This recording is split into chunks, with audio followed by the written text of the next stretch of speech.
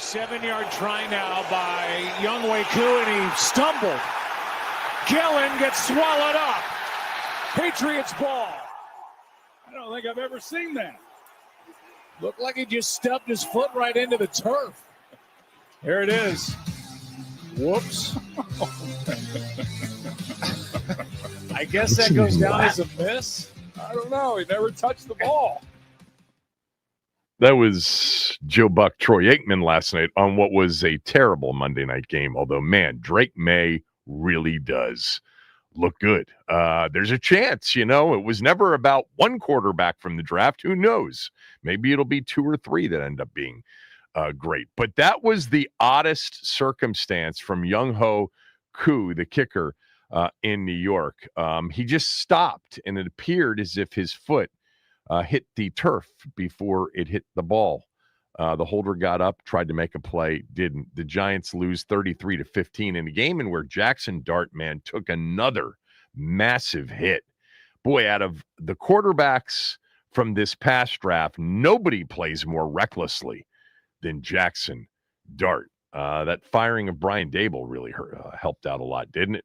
Patriots, 11-2. They have now won 10 games in a row. What a season the New England Patriots are having. It gets real now. They get a bye week, very late bye week. Then they finish with the Bills, the Ravens. Then they go Jets, Dolphins. But right now really looks like the Patriots have complete control of the AFC East. They've already beaten the Bills one time, even a loss to Buffalo. And a loss to Baltimore. If they get the other 2, they would be the AFC East champs based on division record. So they are in good position to not only win the AFC East, but potentially be the 1 seed overall. Denver's at 10-2. Denver still has the Packers, the Jags, the Chiefs, and the Chargers.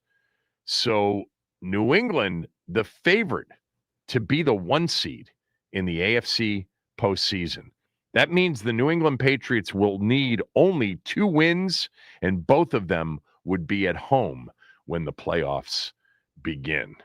Good morning, everybody. I want to talk about Lane Kiffin today and what he did, the job that he took with LSU. I'm not a big fan of the way everything worked, but I also think I have a very much minority opinion on what Ole Miss should have done. We will get to that a little bit later on in the show.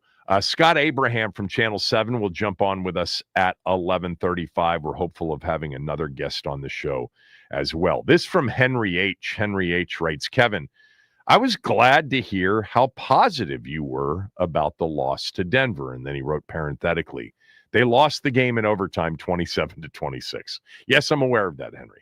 I am.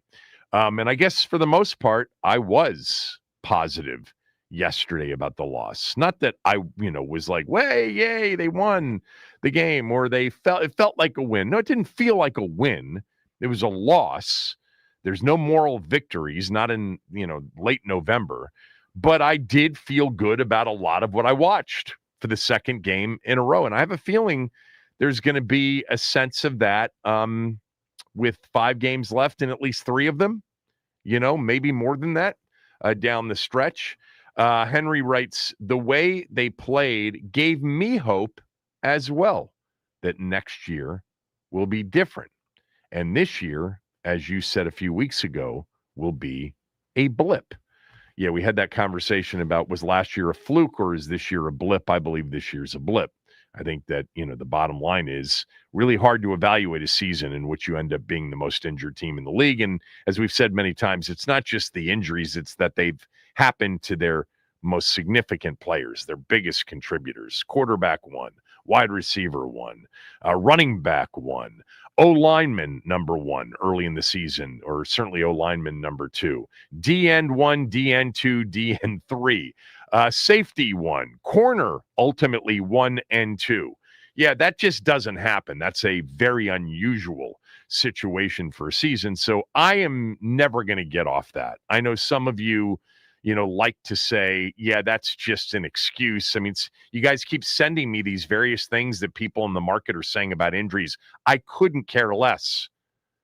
I've watched football my entire life. I know that these things impact seasons more than anything else does, other than the quarterback position itself. Period. That's the history of this league. The healthiest teams win, the unhealthiest teams lose. The healthiest teams win more than they lose. The unhealthiest teams lose more than they win. And when you're without your number ones in a bunch of different spots, including the quarterback, which is the most impactful presence on an NFL team, other than the health of your team, well, the health of this team included not having the quarterback for 6.5 games. So that's it. Now, how do we handle it? Well, they're starting to get some of these players back. And I want to see what it looks like because I waited a whole off season. We spent a whole off season. Fortunately, our off season last year didn't start until the very end of January, early part of February, because they went to the Final Four, the NFC Championship game. And we had the month of February, the month of March, April, May, to really talk about what they needed and build it up, because there was more hype and there was more expectation and more optimism around this last season than any in the last 20 or so years. I mean, 2013. We've talked about some of the others that we were excited about, but nothing like this. Nothing like this where you're coming off a true deep run into the postseason. They hadn't had one of those in 33 seasons. You had to go all the way back to 91. To find the 91 season, to find a deeper run. So, yeah, I mean, I invested, you guys invested in talking about this season, getting excited about the season, and we haven't had an opportunity to see the season as we envisioned it. It just didn't materialize that way. We didn't have the players for it to materialize that way. We can speculate, we can have all the conversations we want. If they hadn't had all these injuries, what would they have been? Well, they wouldn't be 3-9. They'd probably through 12 games be somewhere around 500 is my guess.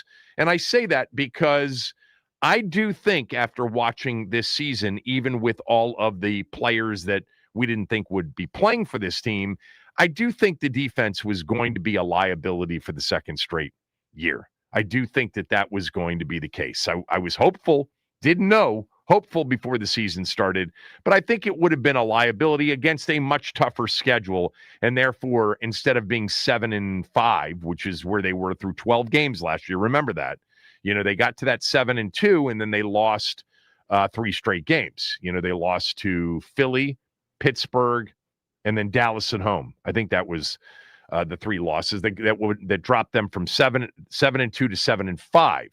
And then they went on the run to finish the season, to finish 12-5, win 2 playoff games, and nearly get to the Super Bowl. And I say nearly, I mean, they were within 60 minutes of going to the Super Bowl, even though that game was not very close.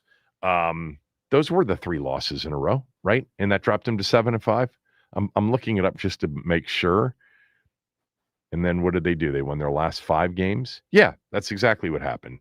It was actually Pittsburgh first, my fault, then Philadelphia, then Dallas, and then they rolled off Tennessee, New Orleans, Philly, Atlanta, and Dallas to go 12-5. So this year's team, I think it would have been, with the schedule they have faced, it wouldn't have been 7-5 or better through 12 games. I think it would have been 6-6 more likely than not, maybe 5-7. Who knows? We could have been sitting here with a healthy football team, still disappointed about the results, but still with some hope with 5 games left after going through a brutal stretch. Think about it. Chicago, the number 1 seed. Dallas in the playoff mix. Kansas City is the worst of the teams other than Miami that we've faced, although Miami's now on a roll. It didn't just start with us. Miami beat the Bills, remember, leading into the Madrid game. They've now won 3 in a row in 4 of their last 5. They're actually, in the hunt at 5-7 in the AFC. But after going through a brutal stretch, Chicago, Dallas, Kansas City, Seattle, Detroit, the Dolphins in Madrid, and then Denver at home. We would have looked at it at 5-7 with a healthy football team and said, hey, there's a shot. There's still a chance. And look, we get in. Anything can happen. We saw that last year. But we're not at 5-7. We're at 3-9 because of everything that has happened to this team. But back to Henry's note, the way they played gave me hope, Henry writes, that next year will be different. Yeah, I mean, these NFL seasons are their own entities. Every year is totally different. Look at this year right now. I mean, just the standings alone. Nobody had New England at the top. Nobody had, maybe some people had Jacksonville. Nobody had Denver with Kansas City on the outside looking in. Baltimore on the outside looking in, although they've got a chance to win the division. Buffalo not really looking great. Philly struggling. Dallas surging. Chicago with the best record in the NFC. Carolina pulling off a victory as a 10-point underdog to get to 7-6 and within a half game. You just don't know how these seasons will unfold. We talk about it every year. It's just a dynamic league, and it's so contingent on things like, will you be healthy or won't you be healthy? And you can't predict that going into a season. So it's not like there's a regression to the mean model with injuries, okay? It's not the way it works. But, hopefully they won't have what they have next year. Hopefully the quarterback will be healthy. I know that's a concern, and it's not an unreasonable concern. And they can do some things with a lot of cap space and 6 of their 7 draft choices to upgrade their team to a point where next year will look much better. And I think in watching what happened on Sunday night with Terry back in the lineup, with Deebo Samuel on the field healthy, really for the first time since the opener, with, who am I forgetting now that was back? Will Harris, Deron Payne after missing a game. Who knows? Maybe they discovered something with Treylon Burks because he was on the field a lot. They certainly believed in him to a point where they didn't believe as much in Chris Moore as they did in Treylon Burks. I was looking at the snap counts for the wide receivers on Sunday night, and the snap counts went overall. Treylon Burks, Deebo Samuel, considered a wide receiver, had 70% of the snaps, followed by Burks at 66%. Chris Moore only in there for 28%. So Burks coming back immediately, they feel much better about him than they do Jalen Lane or Chris Moore. I know that the positions aren't exactly the same. Terry, 51%. I think they had him on a pitch count to play less than that. But yeah, it looks different.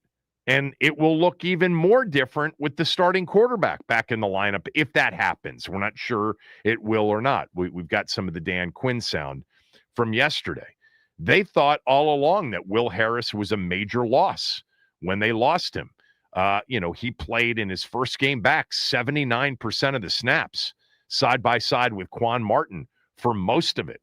Jeremy Reeves played in the game, but, obviously with Will Harris back, his snap count was way down. They're still without key players, no defensive ends that they started the season with. Maybe their best corner. He's a rookie. He was having a nice season as far as rookie seasons for corners go.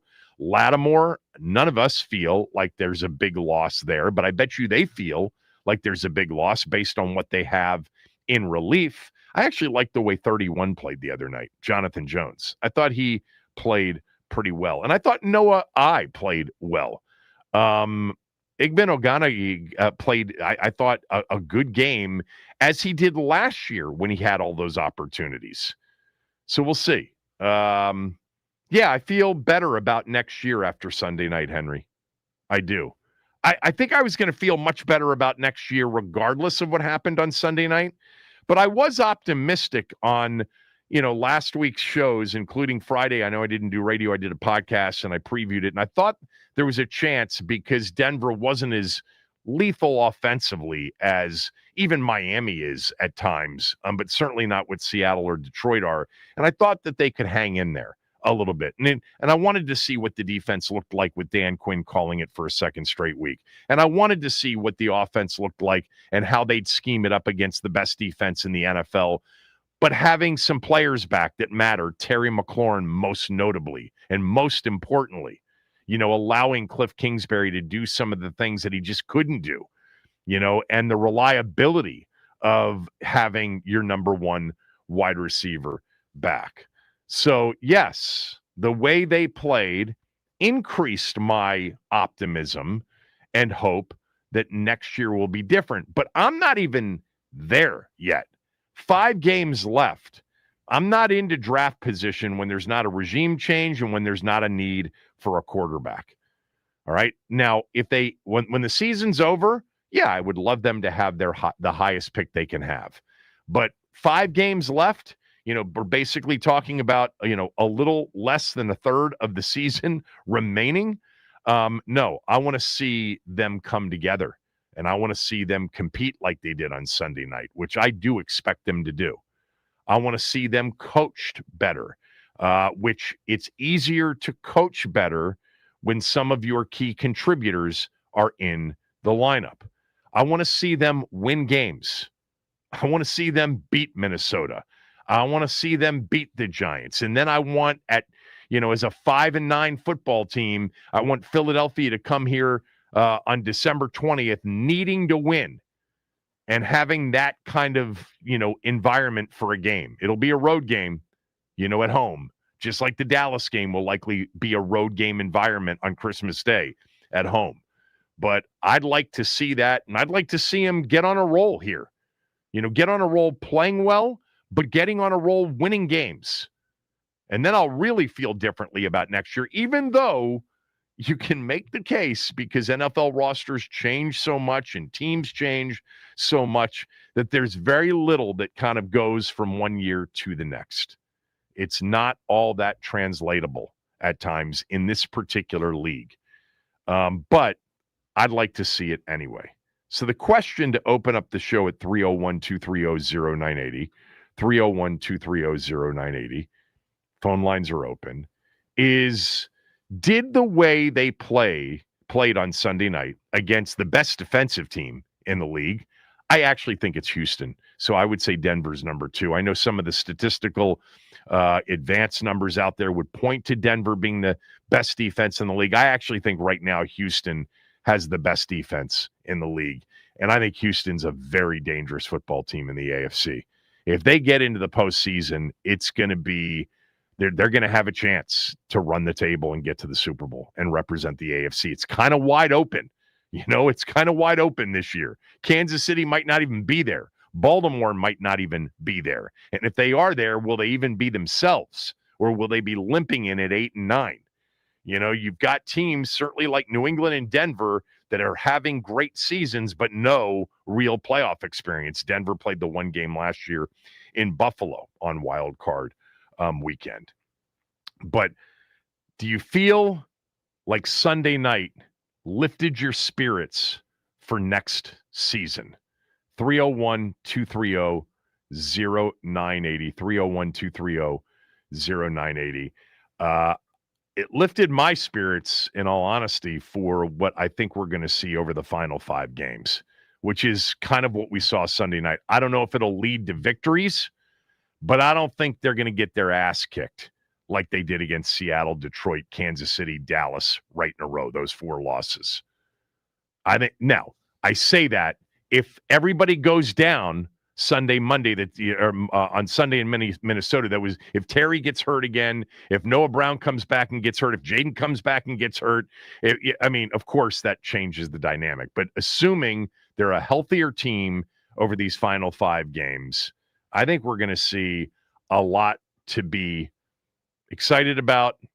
I know this is corny, but proud about, and it'll be more enjoyable to watch, as Sunday night was, even though I hated the ending. All right, 301-230-0980, 301-230-0980. Did the way they played on Sunday night, did it increase your spirits about next year? Give you more hope that next year is going to be different and they'll be back in to the mix in the NFC? Kevin Sheehan Show, the Team 980, the team980.com. We're also streamed on our Team 980 YouTube channel. Hit the like button and hit the subscribe button when you get there.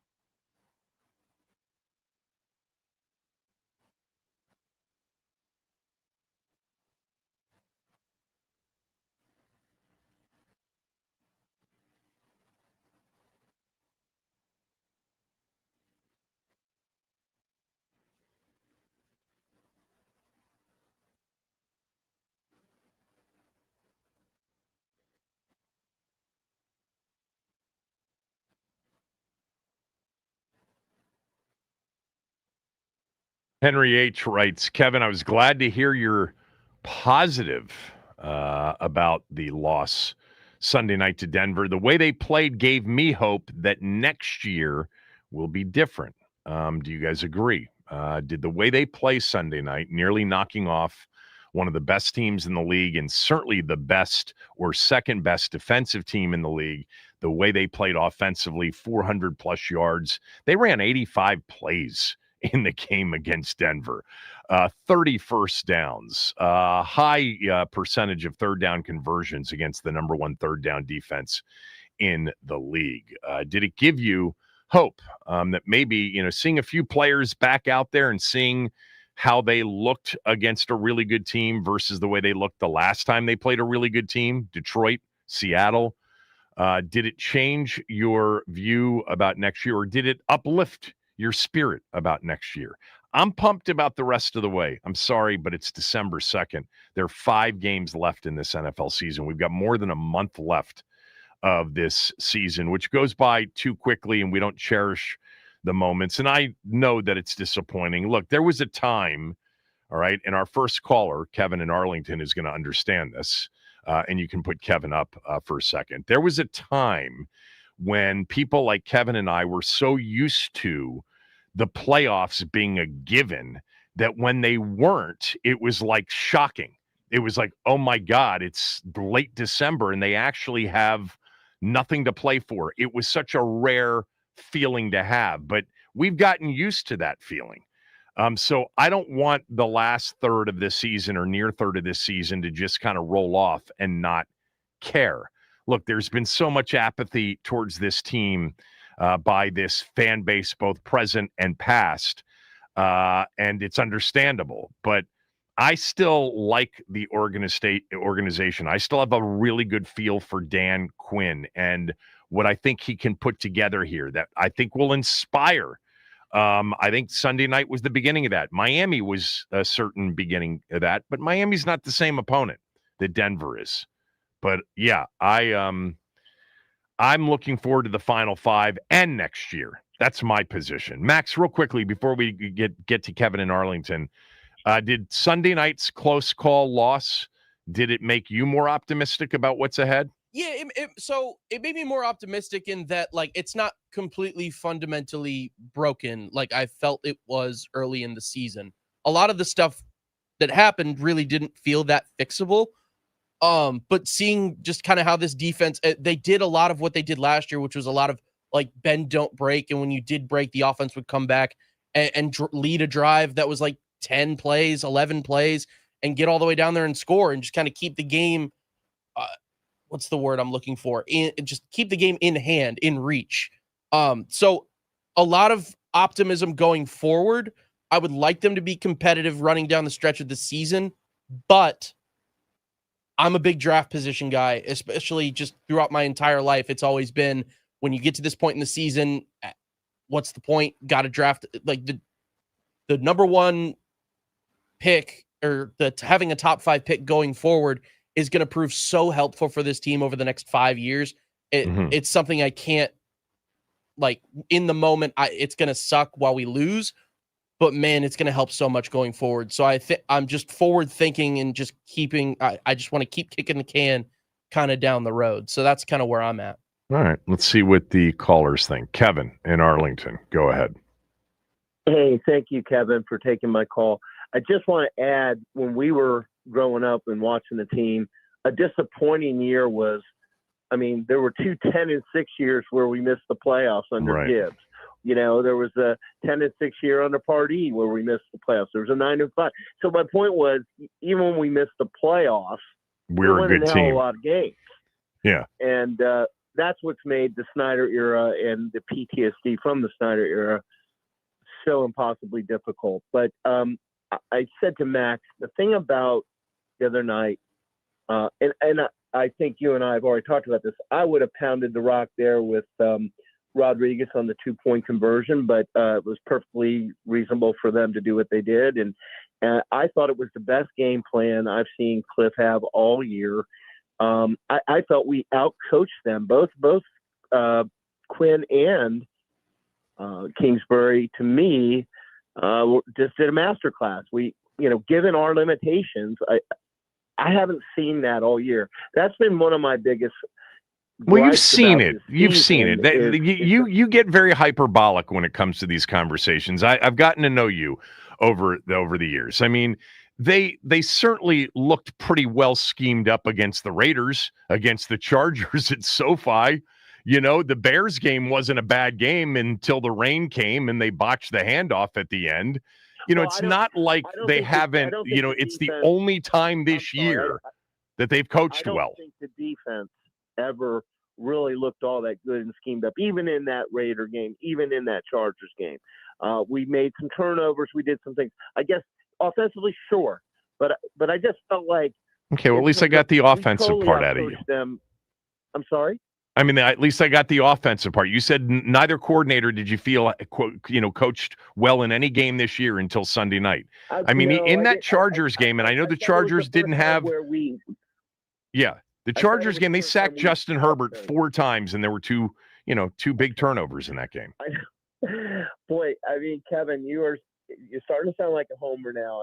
Honest to God, we've not been coaching the team all that well, okay? I know we are short on players, but I feel like that one was an obvious. We totally outcoached them, and those are good coaches. Again, I'm not disagreeing with you. I'm just suggesting a little bit of hyperbole when you started off, and you do this with me all the time on DM and texting.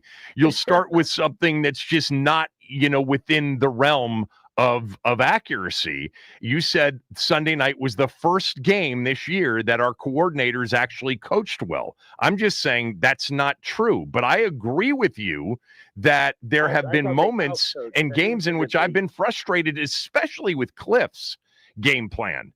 And the miscommunications defensively. I think that there have been struggles, certainly on the defensive side of the ball. I don't disagree. So anyway, what did Sunday night give you? So it did.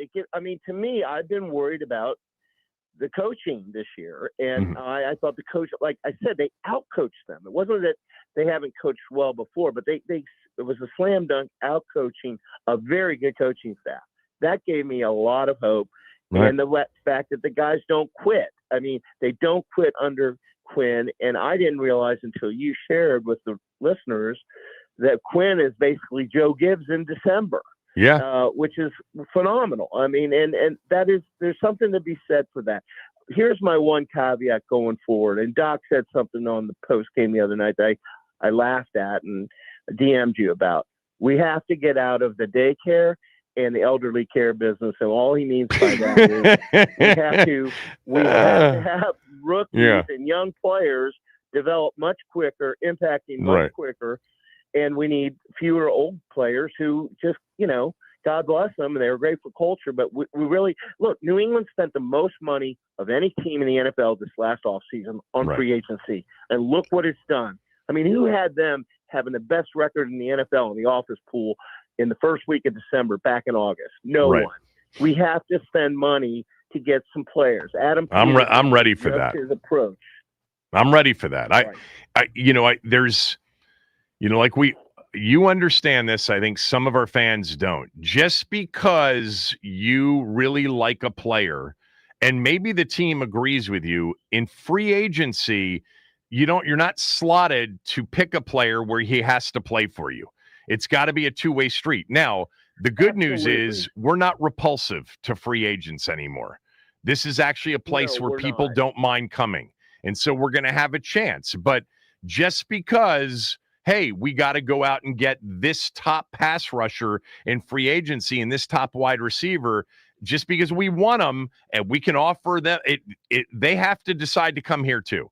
I think Olamide Zaccheaus, as an example, much different, conversation versus the big free agent signings.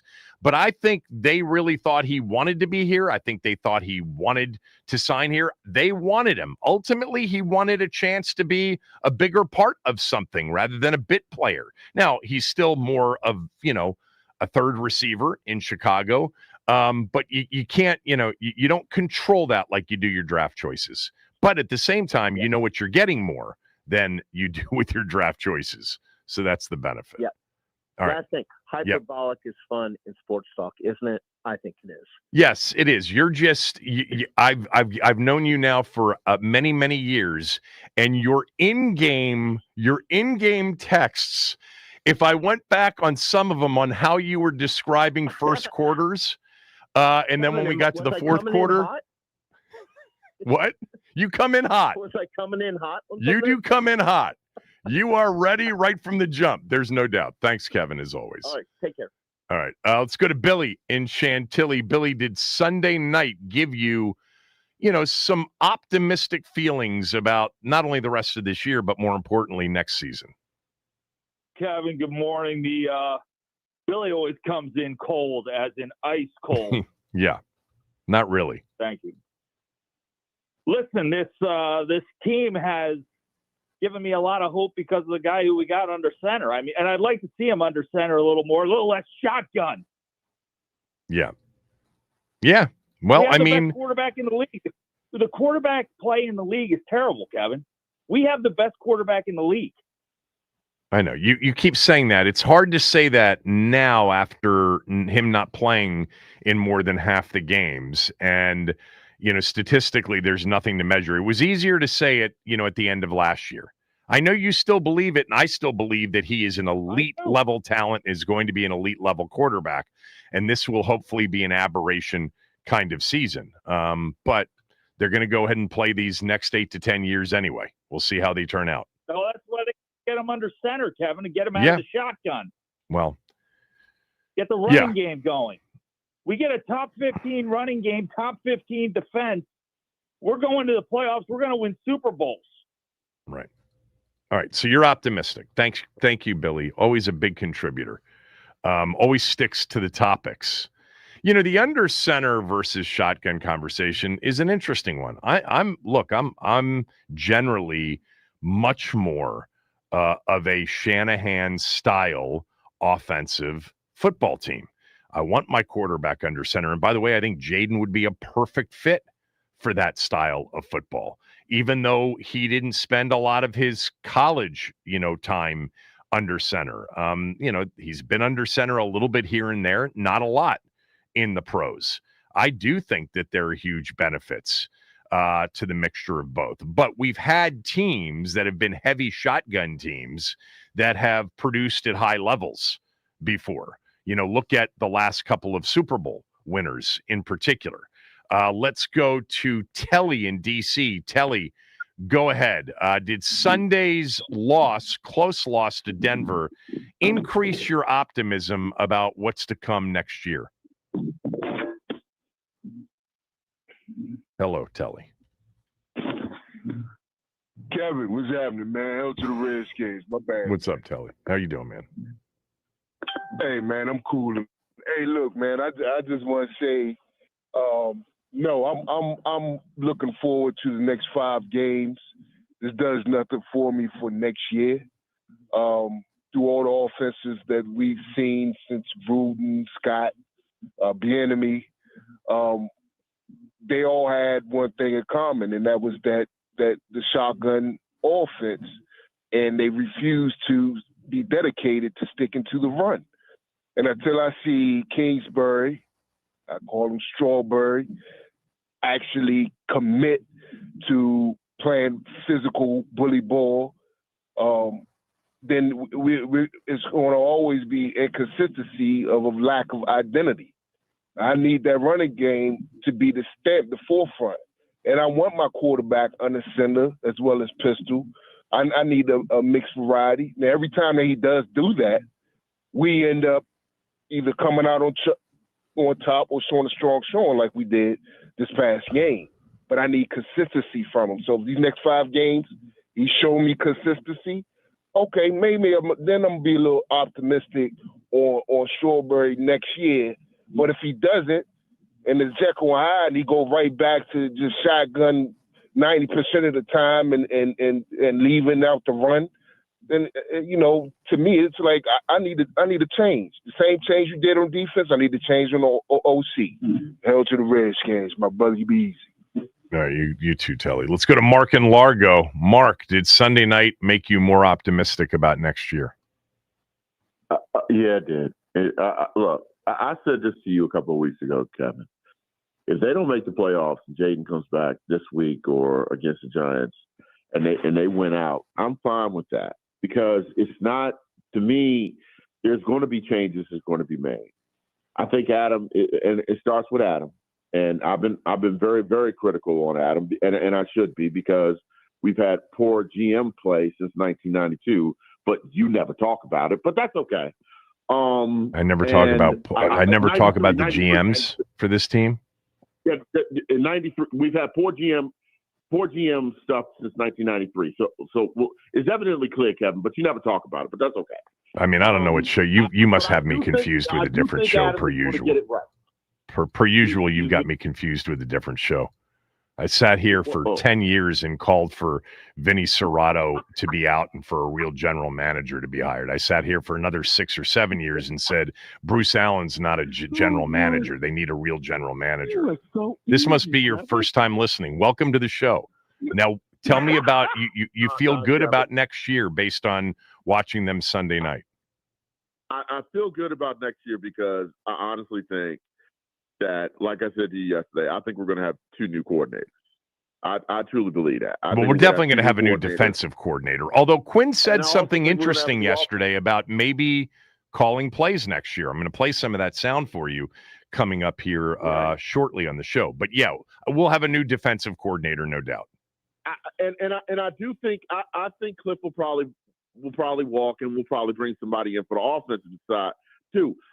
This is what I think. I think if they were I think if Jayden wants to have a longer career, I think the Shanahan offense is the way to go. I really believe that. I'm not saying that you can't win in Cliff's system, but Kevin, I got to be real about this. I think that's a system that I think he's going to always have. We're going to be always saying the same thing over and over and over again. He's got to protect himself. Maybe it's not him. Maybe it's the system, and that's why I think Stefanski coming here, being an OC and stuff like that, running an offense that I think will protect him more, and he could be that quarterback that we think. He will have a longer life in this league. He's not going to have a longer life in this league with the Kingsbury system. See, this is something. See, you joke on me all the time, Kevin. But I just gave you something that you could talk about off the record. Would that system be more beneficial to him than a Cliff Kingsbury system long term? See. Right. By the way, thanks for the call, Mark.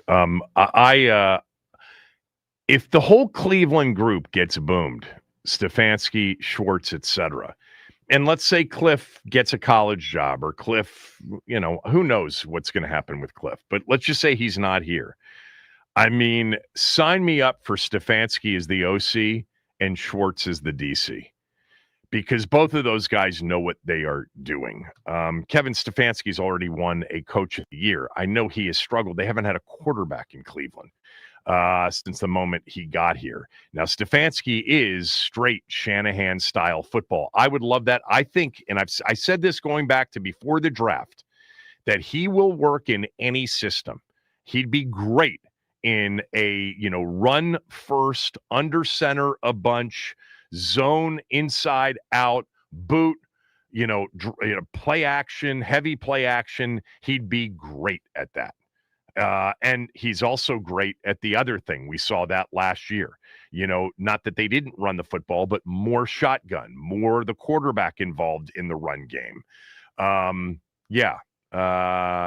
All of that is true. All right, everybody on hold, stay there. We'll take a couple more calls. Did the Sunday night 1-point overtime loss to the Broncos, did it lift your spirits as to what this team can still be?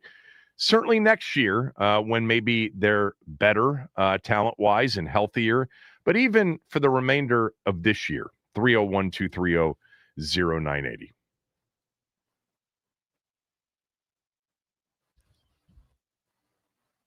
All right, happy Tuesday, everybody. We are starting off with Monday Night Football, and boy, was that a stinker. The Patriots boat raced the New York Giants 33-15. Drake May with another elite performance, going 24 of 31, throwing for 282 yards and 2 touchdowns. He's now taken over the lead the MVP race over Matthew Stafford. The Wizards, they somehow pull off another win over the Milwaukee Bucks. They win 126-123. CJ McCollum leads the team in scoring with 28 points, 4 rebounds, 5 assists, and Marvin Bagley nearly puts up a double-double with 22 points and 9 rebounds of his own. The Wizards re-rack tonight, and they will take on Philadelphia 76ers. That'll be over on 106.7 The Fan. Tip-off set for 7 p.m. and pregame gets going at 6:45. And then right after, the Caps, they get rolling out west against the LA Kings. Pregame for that one set to get going at 10:15 p.m. Puck drop slated for 10:30. That will also be over on 106.7 The Fan. This update is sponsored by the Team 980 YouTube page. Just open the app, type in the Team 980, hit subscribe. Kevin Sheehan is live every day from 10 to 1, and you can catch Denton's office throughout all of football season. Don't forget to hit the like button whenever you do decide to join us and turn on notifications to stay up to date on all things DC sports. And that is what's trending.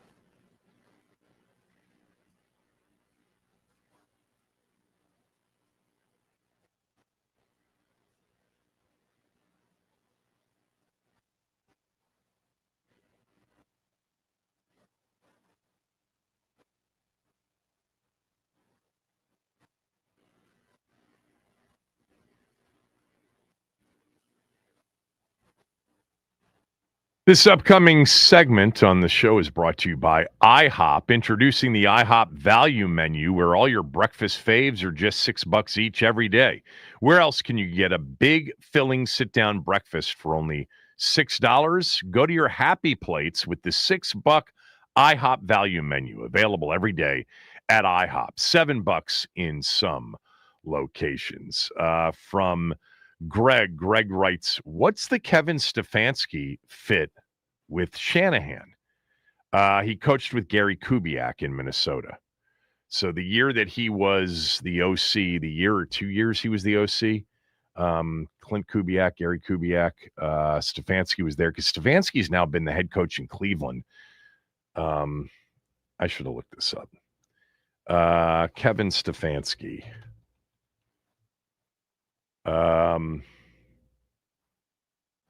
He got hired in Cleveland in 2020.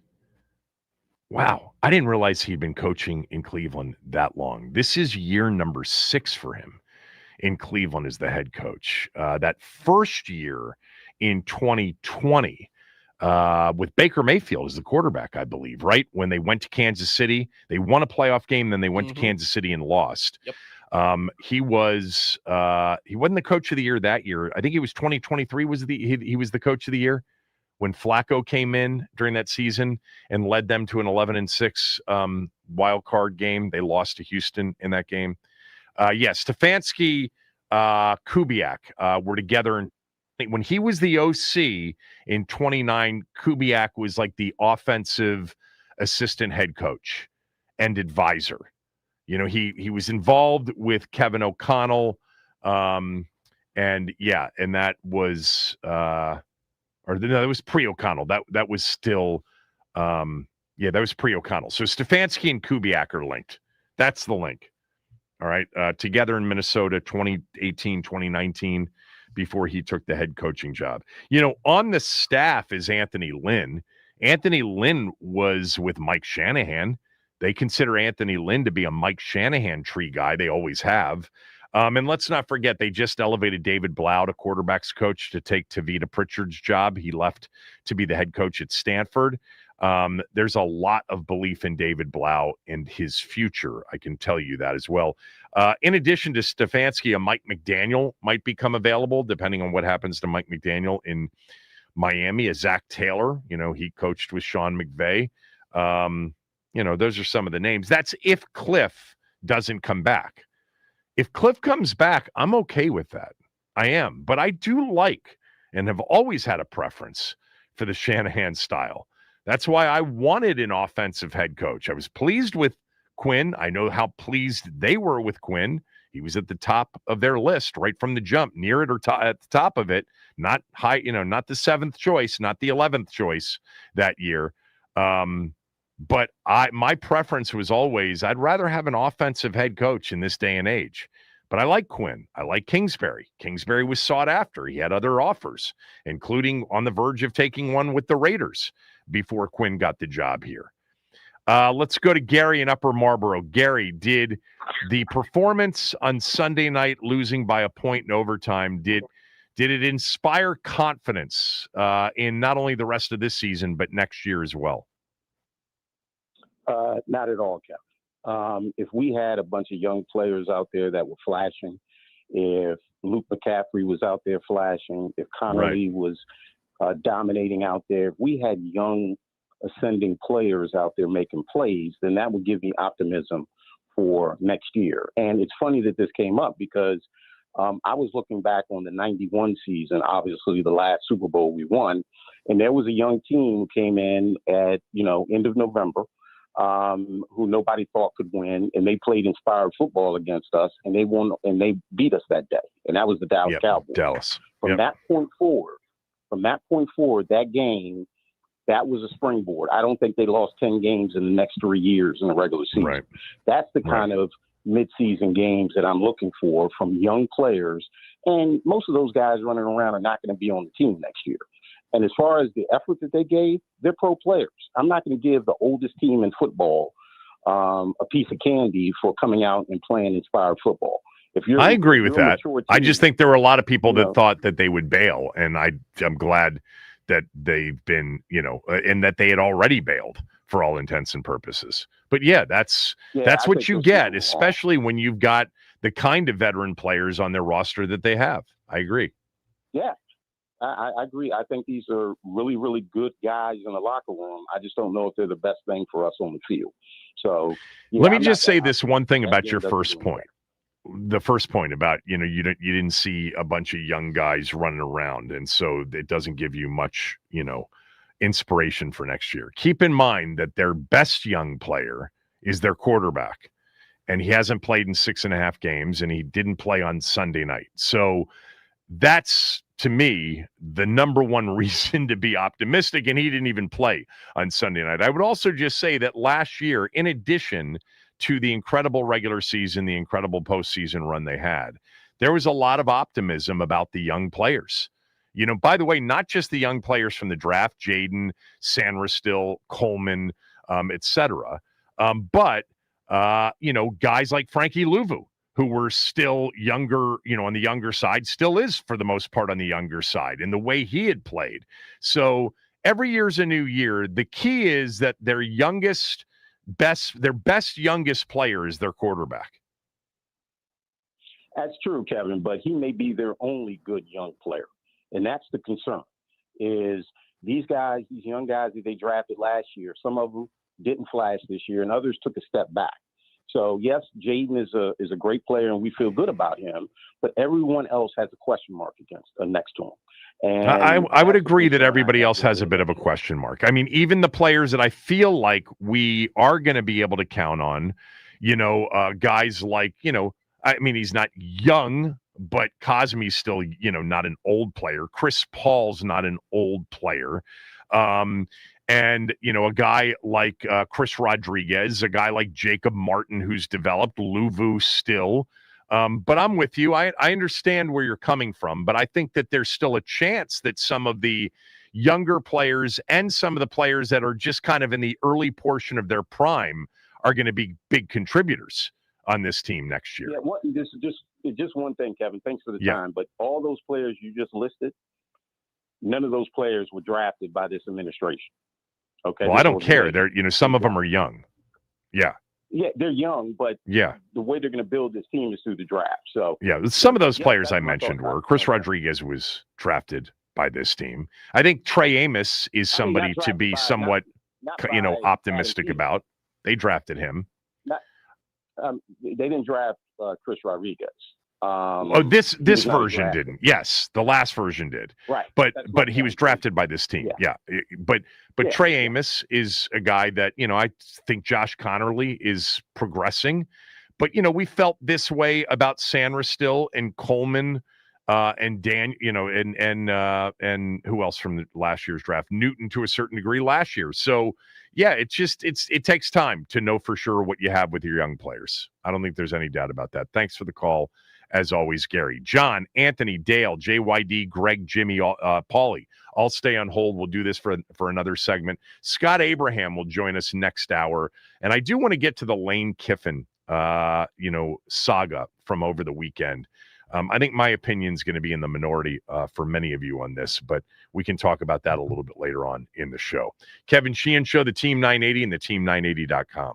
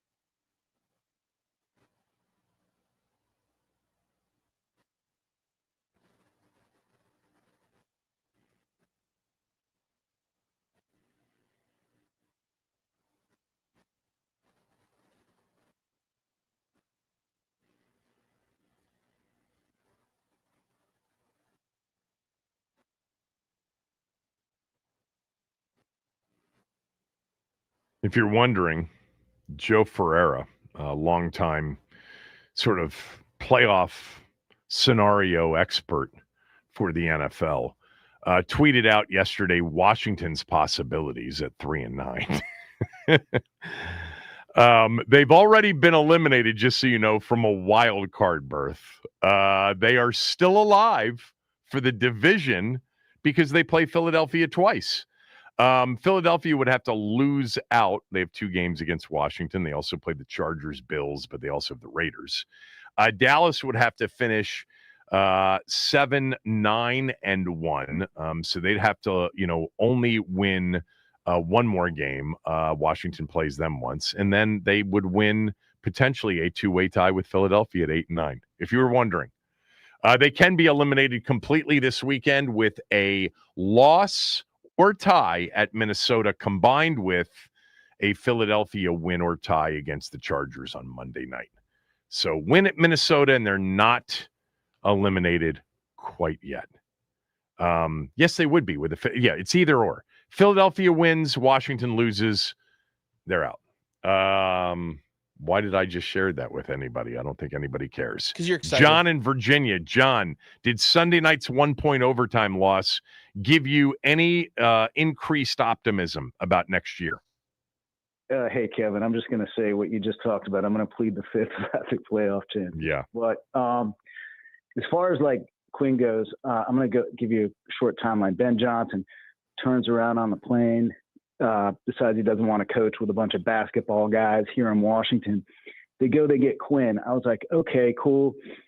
I find out later that he hires Cliff Kingsbury. I was like, okay, cool. He had Kyle in Atlanta. He had Sarkisian after that. Turn around, think about it a little bit, then realize, I didn't realize this, but Dan Quinn was actually a offensive coach for the 49ers when he broke into the NFL. So I was thinking, this guy's kind of like a good coach in the sense that he's kind of running a masterclass. You can see both sides of the ball. So I think like he has a really good shot at being successful here. I think the players played real fast on Sunday night. And I just think that he's got the respect of his coaches, and he's working with what he's got and has a good attitude. So, yeah, I'm optimistic. I think that Jayden kind of took them far last year. They got a little too far. They don't have the talent to compete with the schedule they had. But, hey, you can always look at the situation as a great measuring stick to get better. And that's kind of how I see it. Yeah, thanks for the call. I thought you were gonna say what Doc said to me on Friday's show, which is, now that we've seen Quinn take over the defensive play calling responsibilities and it seems to be working, why doesn't he take over the offensive play calling responsibilities and do it all Tom Landry style? Landry did both when he was the coach in Dallas in the 60s, 70s, 80s. Before being replaced by Jimmy Johnson. Let's go to Anthony in D.C. Anthony, go ahead. So, Kevin, it's the part that you said when you first started the segment. Go back to 1979, last game of the year against Dallas. Riggins down the sideline, 66 yards. Yep. Starbuck ducks under Perry Brooks for a sure sack, and the rest is history. Yeah. See, I blame from that point forward. I blame the winning era on my current attitude. Even when we didn't get to the playoffs, we were in it to the last minute. If you follow what I'm saying, our December games had meaning to them. Right. I could care less about if they win or not. These games don't mean anything. Play well. Be competitive. Winning doesn't do anything for me. The players, yeah, they have to play to win. I get that part. But from a fan standpoint, if you win, you win, fine. But I could care less because it doesn't get me to my destination. My destination is the playoffs. My destination is the Super Bowl. Okay, so forget about the rest of this year. You made your position clear on this year. Does it? If they play well down the stretch like they did Sunday night, does it give you more confidence about next year? Not yet. I've said all off season and during the season. Offense is not the problem. It's defense. Yep. If we improve the defense with better players next year, then I have optimism. But our defense has been trashed obviously for the last 2 years, but for the prior years before that, that's been the one constant about our team. Our defense has sucked. If we can improve on the defense, then I'll be optimistic. Yeah, that has to be an area of improvement, no doubt. I am with you on that. That has to be area number one. Yeah, and I think one of the things that, in thinking about this as you're speaking, that I don't know with the players they have on the field the rest of the way defensively, if we can be confident after these final 5 games, even if they play better defensively, that somehow that's going to carry over into next year. That's the area of this team that they need a total revamping of, starting with, how they're schemed up and how they're coached. And I don't think that, in defense being as variable as it is year to year, much more so than offense, I don't think there's going to be any way for us to predict what they're going to be defensively, even after we see all of the things they do in the offseason. I mean, they may sign a couple of really good players, and we're a little bit more confident that they're going to be better than they were last year, but we don't know how it comes together until we see it in real games next year. So I think, to your point, I think I feel good about the offense if they have most of their parts on the field, and I'll feel really good about it going into next year as well. But it's going to be hard for me to feel just like last offseason. I was hopeful, but I said over and over again, I just have no idea. It's the biggest mystery of what this is going to be. Is it going to be better with Kinlaw? Is it going to be better with Dietrich Wise? Is it going to be better with Will Harris? Is it going to be better just being in year 2 of the system for some of their other players? I'll tell you what, it was better for Dorrance Armstrong until he got hurt. He's a good player. We learned that. Yeah, he's a good player. Yeah, well, I'm sorry. I think Dorrance Armstrong is a good player, but we need a player above Dorrance Armstrong. I totally agree. Actually, we need 2 above him. But right now, going through the rest of the season, you can basically say that Dan Quinn is pulling this off with some smoke and mirrors. Pulling what? He hasn't pulled anything off. They've lost 7 games in a row. No, what I'm saying is, I'm talking about the defensive side. Yeah. You mean the last 2 games? That have come. Exactly. Yeah, they're also giving up over 400 yards per game in the last 2 games, and they've been, they've made a couple of plays here and there. That's been the difference versus what it was before, and what it was before also was up against Seattle and Detroit and Kansas City, and Dallas in a row. That was quite the stretch of teams to have to face with a defense that really was bad. Thanks, as always. Appreciate it, Anthony. Let's go to Dale in Fairfax. Dale, did Sunday night give you any increased level of confidence heading into next year? Kevin, yes, it did. And I'll tell you why. Okay. We, looking at the whole last summer's conversation, your question was always in different shapes or form. Is Jayden Daniels going to regress? And he has, but that's not for this call. But he hasn't. But but we can do that on another call. Just wanted to make sure I got my say in there, because he clearly hasn't. He has given percentages of time on the field, like completion percentage or run percentage or run per attempt. Again, it's who's been out on the field with him. But we can agree to disagree. But go ahead with your answer to the question for the call segment. Will he regress? I thought the question. We really didn't talk at all about him regressing. It was a conversation nationally. Will he have the sophomore slump? Will he regress? We pulled out a bunch of examples where the sophomore slump, narrative was actually not a big one. CJ Stroud was a big example of it, but there weren't countless numbers of sophomore slumps. But anyway, that wasn't really the conversation on this show. We brought it up because nationally it was brought up, but we didn't obsess over that. We obsessed over things like, are they going to be better defensively? Because that to me was the biggest mystery.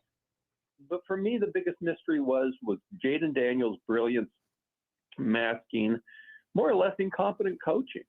And I don't think you can separate, if you look at a season, you can't separate a brilliant performance like that.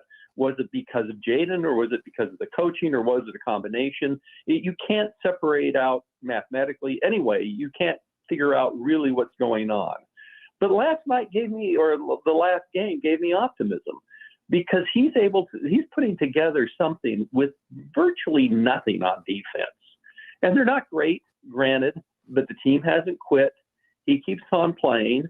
Kingsbury's offense, hey, we didn't win, but it was effective.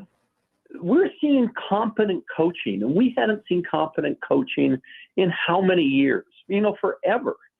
And, going back probably to Jay was the last one that, kind of knew what was going on. So, yeah, it's giving me optimism that we're going to have a future. Now, the real thing is I keep on hearing people saying these wins don't mean anything to me. Wins are a win. A win this year is as much fun for me to be watching the television as a win next year watching the television. No, first of all, it's a subjective thing. Secondly, a win when you're out of it is not the same as a win when you're in it. For me, it isn't. Well, but it's still a win. It's still a win. Yeah, it still goes into the win column, but there's a way that you feel about it that's different. I totally understand that sentiment. I have the same.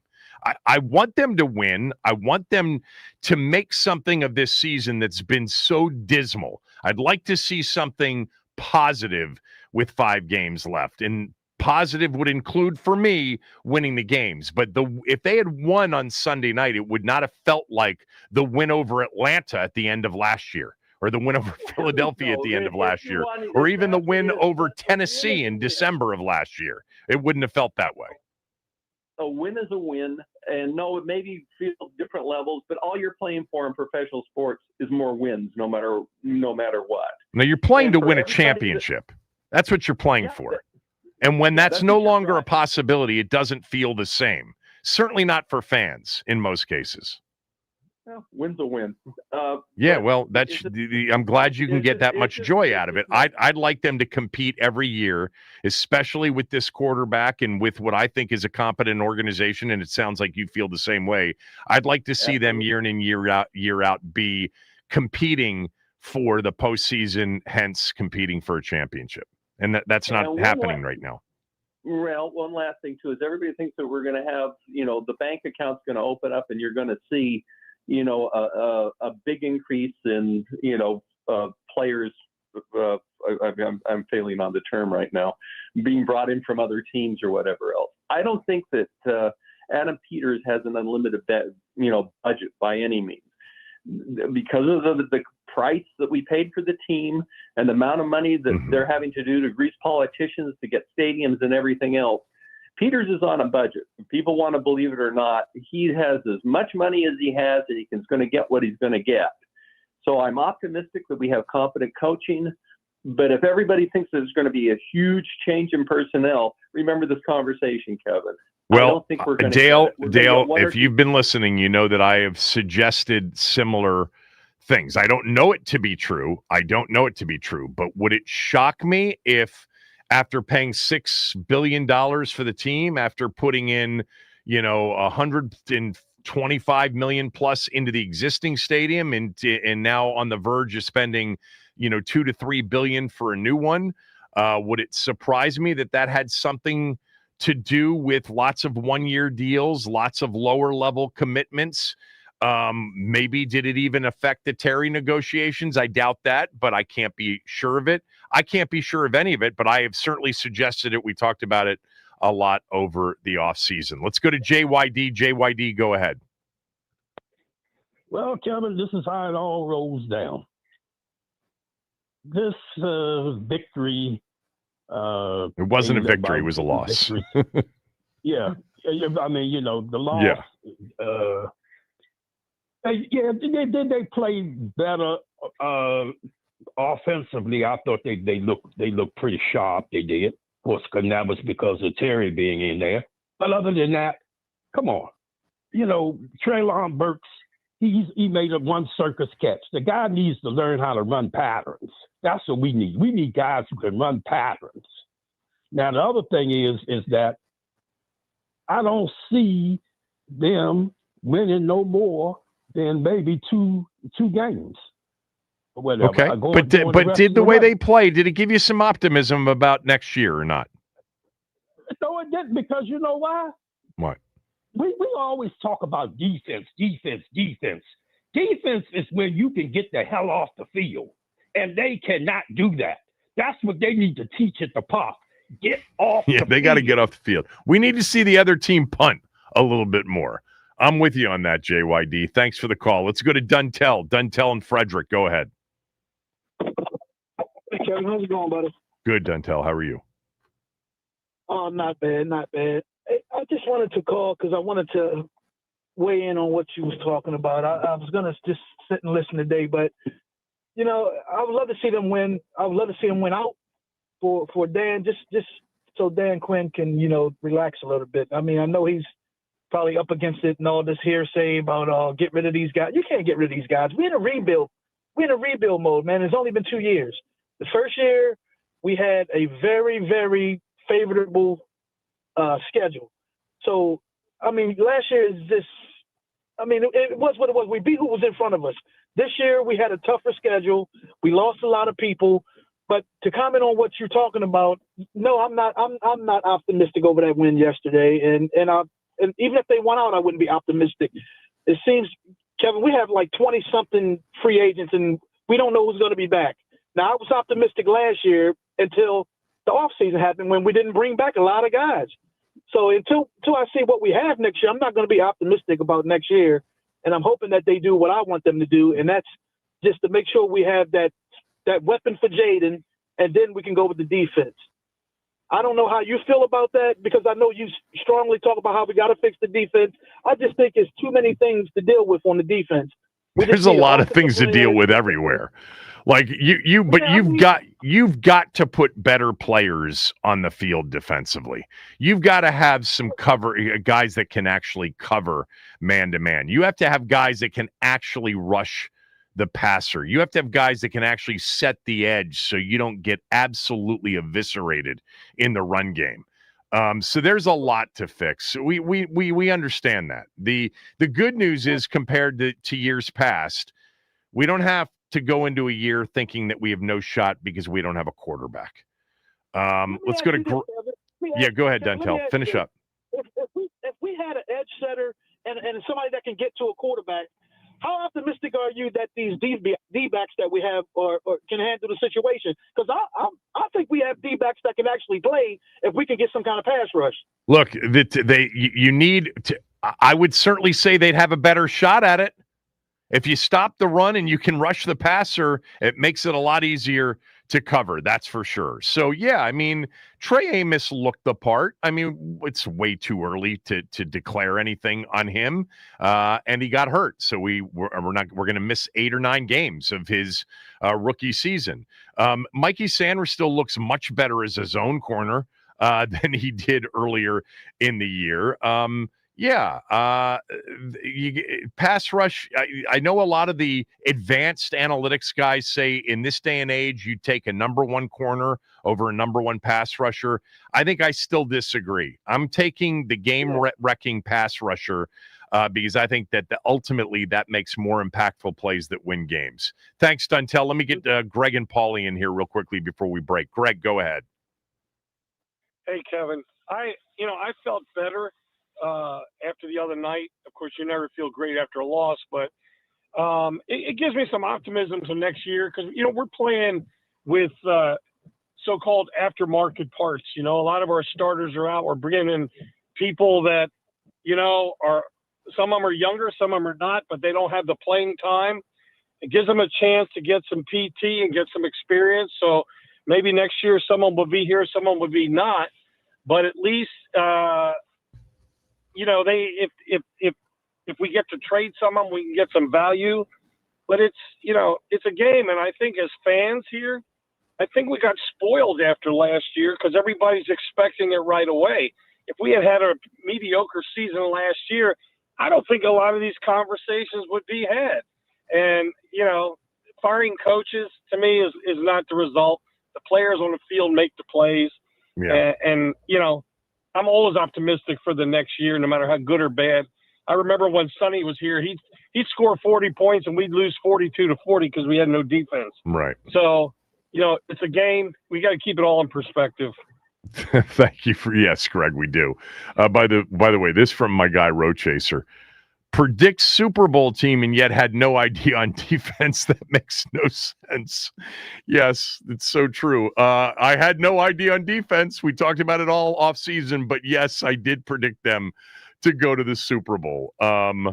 Little bit like last year's 10-7 prediction, a little bit tongue in cheek, but I was bullish and I was very, very much hopeful, praying that the defense would be just a little bit better. All right, Paulie, finish it up. Go ahead. L to the W, man. What's up, big guy? Yep. No, I would say we didn't predict that the coaching staff couldn't adapt to the injuries.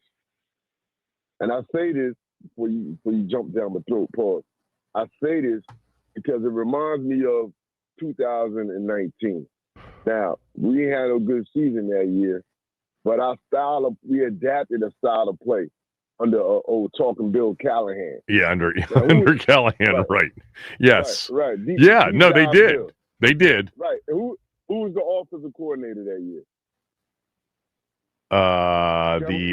Kevin O'Connell. Yeah, Kevin O'Connell. Yeah. Did that offense look anything like a Kevin O'Connell offense looks now? Not really. Not at all. And I remember them interviewing O'Connell, and he he said Bill's the head coach.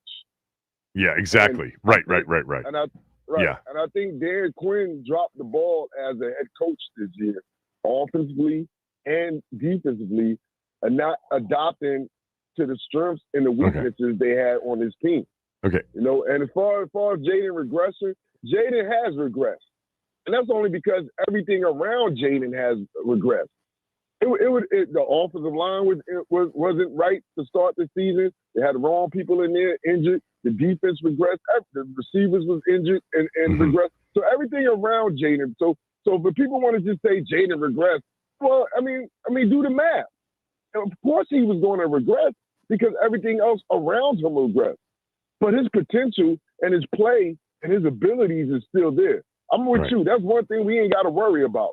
But no, am I happy about the 1 point loss? No, I'm not. Because, like you said, it's going to be a roster turnover again because we got a lot of guys on 1 year deals. So, yeah, I think Dale brought up something that's going to be very interesting to watch. And I'm just putting it out there now, and he put it out there. And I also am very curious. They have top 4, top 5 cap space in 2026. They're going to have $90 million or so to spend. I want to see how they handle this third, opportunity at free agency. Because if they start laying out a little cash on short-term deals versus, a couple of biggies, I'm going to actually question then whether or not Adam Peters is working on a limited budget compared to some of the other teams. That's going to be interesting to watch. I'm not predicting it. I'm not, because I don't know anything to that extent that would be true. But let me say this, though. Let me say this about that. It's not really $96 million because we're not talking about, okay, we got it'll be more than that. With a couple of holes to fill. Well, it'll be more than that because they'll cut some big contracts loose to free up a lot of money. Lattimore, Payne, perhaps, but they're also going to sign Tunsil more likely than not to a contract extension. Players on 1 year deals too. Yeah, so exactly. Once again, you gotta set the foundation for the roster. Sure. Too. So you maybe take about half of that. So really, you might be looking at like $50 million. Well, it's not half of it. They've got some big cap savings with some of the players that they could actually move on from. Hey, I got to run. I got Scott Abraham coming up on the other side. Thanks, Paulie. Thanks all of you that called. We'll talk to Scott Abraham from Channel 7 when we come back. Kevin Sheehan Show, the Team 980 and the team980.com.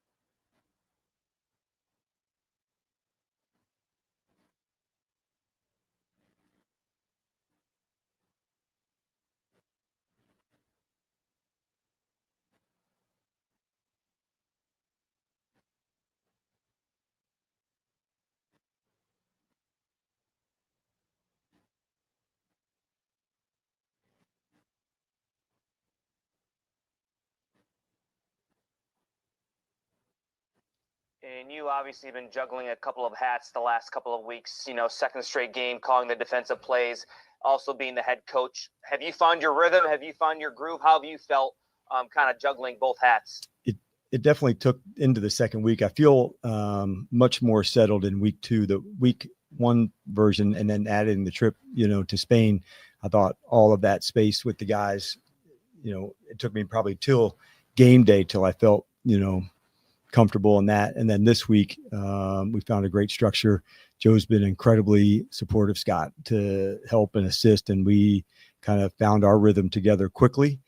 We had plenty of experience doing that before together. And so I certainly appreciated him stepping into that space with me as well. So it took probably 2 weeks, Scott, to finally capture the flow and the rhythm of it, team meetings, defensive meetings, that type of thing. But I feel in a good space today. He was asked later on in yesterday's press conference, that was Scott Abraham, our next guest, who asked him that, if there is a world in which he could see himself being the play caller next year, and he did not dismiss that as a possibility. Joining us right now, Channel 7's news director, news anchor, Scott Abraham, at Scott7 News on X, on Twitter. Scott's a part of the beat. He's always out there asking questions of Dan Quinn on the days that we hear from Dan Quinn. I think he's going to hire a new defensive coordinator, and that person probably takes the gig with the understanding that they've got some autonomy and some ability to call it on defense. But he didn't, dismiss the idea of handling that as a responsibility next year. He did it in Atlanta when he was the head coach. What do you think happens next year? Yeah, I could see both sides of the coin, but I kind of lean with you, Kev, where I think they'll just go the traditional route of hiring a DC, a new defensive coordinator, and kind of go from there, where he'll relinquish the play calling duties and give that to that individual. But I would not be against Dan Quinn calling defensive plays next year, because he has a track record. He has a track record of a lot of success on the defensive side of the ball. It's well documented. Seattle did a thing in Dallas, Atlanta. And you can see the last 2 games, Kevin, like it looks like a functional, competent, NFL defense again, where they're really kind of limited explosive plays. They're playing much more zone. It just seems like they're just in better positions on the field as to when Joe Witt Jr. is calling the plays. So I would not be opposed to DQ calling those defensive plays, but I know it's a lot, to be the head coach and, be focused on defensive meetings as well. So I think, they'll go the traditional route and kind of bring a new face in, new voice. Yeah, and I think about, some of the things that he said when he was hired, about, things that he had learned and being more of a delegator, for the lack of a better description. I don't know if that was the exact quote when he got hired than he was in Atlanta. So I would be surprised if that's the route he goes, but who knows? By the way, have you thought about potential defensive coordinator hires? And if so, what are the names that have come to mind? Yeah, I haven't gone down that rabbit hole yet, but I'm sure, you think of coaching trees, you think of, relationships and familiarity. I'm sure he'll probably go down the hole of somebody that he's worked with closely over the years, whether that's in Dallas, Seattle, Atlanta, because, you feel comfortable with that individual. I can't see, somebody that you don't really have a working relationship well with, or you don't really know too well to bring them on board. So I would say, familiarity with somebody, whether that's at his previous stops, to kind of come in and reshape this defense. But, coaching is one part of the deal here, Kevin. They got to get some new personnel on the side of the ball. Coaching can only do so much, Kevin. And we know the flaws you talk about in your program. I talk about in my program. They need to set the edge. They need to find a pass rusher. They need to find linebackers that can cover tight ends and running backs out of the backfield.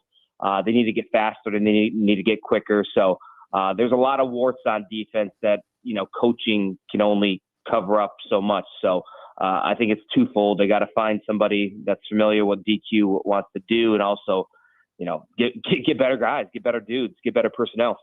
Yeah, there's going to be a lot of conversation for all of us. It's already started about next year and the infusion of new players and talent. You're at this point, like from a year ago, right? I mean, you're 1 win away from going to the Super Bowl, and we're talking draft picks and off season, and we're in December 2nd. Well, we're used to this. This is more familiar to us. We got spoiled last year, but I'd like to get spoiled more often. That's for sure. We are talking to Scott Abraham from Channel 7. So what is your guess on Jayden Daniels' return? Yeah, I think he'll come back against Minnesota, but they're going to slow play this all the way till Friday, as Dan mentioned in his press conference yesterday. I'm definitely in the court. I know there's a debate in the fan base. Why do you roll him out there? You know, he can get injured again. That's baloney. He's a second-year player. He needs reps. I want to see what this offense looks like when everybody's healthy and everybody's rolling to kind of figure out what the offseason approach is.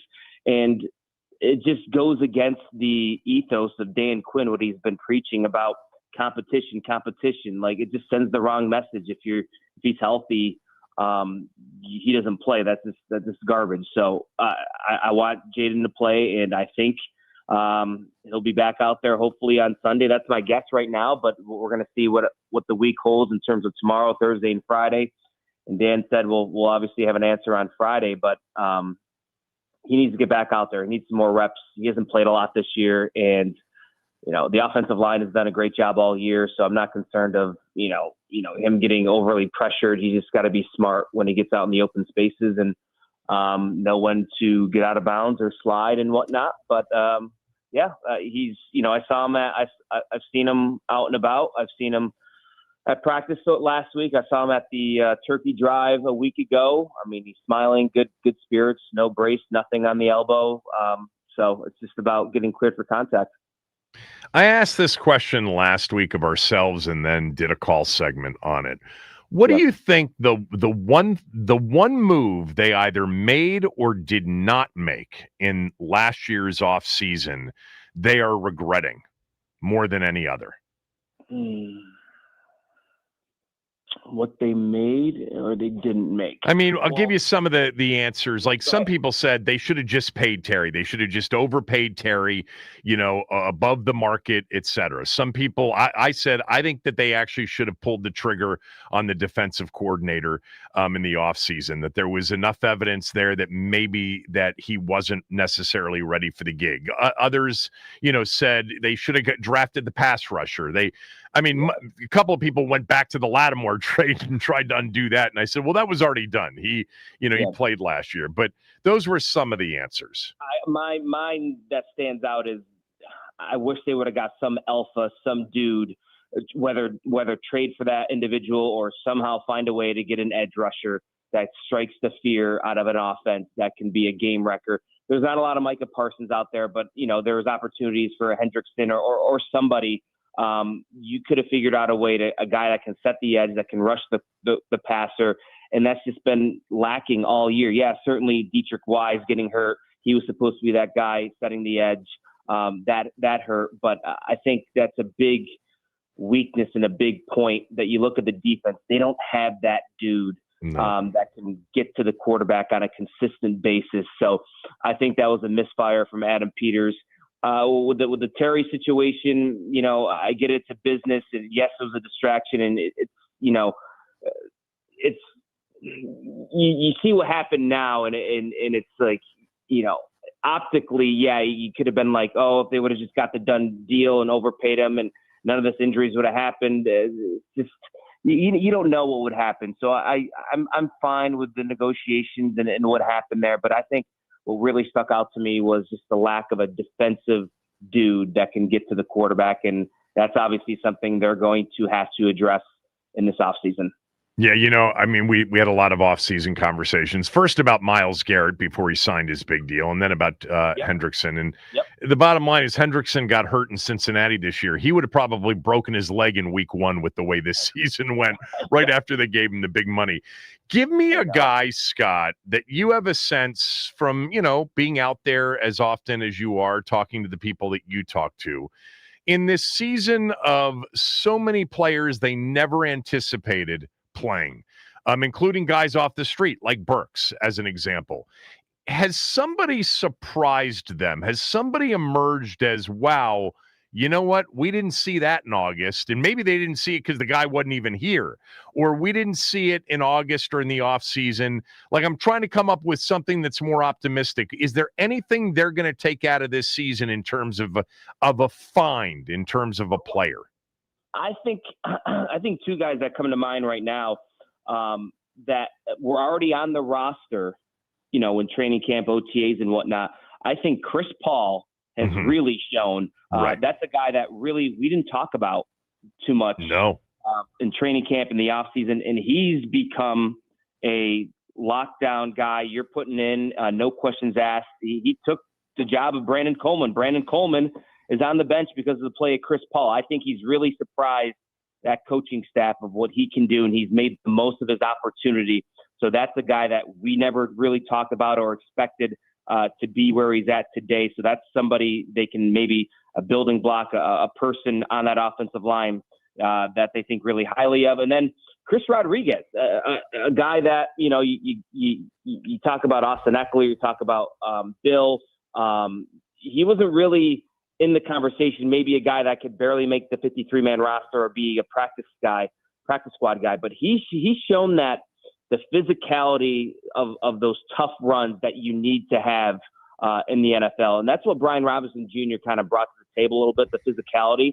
And I think that was missing early on in the season, that type of thunder and lightning punch in Rodriguez is that thunder. And he's really, the last couple of weeks, again, he's shown what he can do in making the most of opportunities. So I think Rodriguez and Chris Paul are two guys that have really shown this coaching staff when they're given the opportunity, they can produce. So those are two guys I think they think highly of going forward.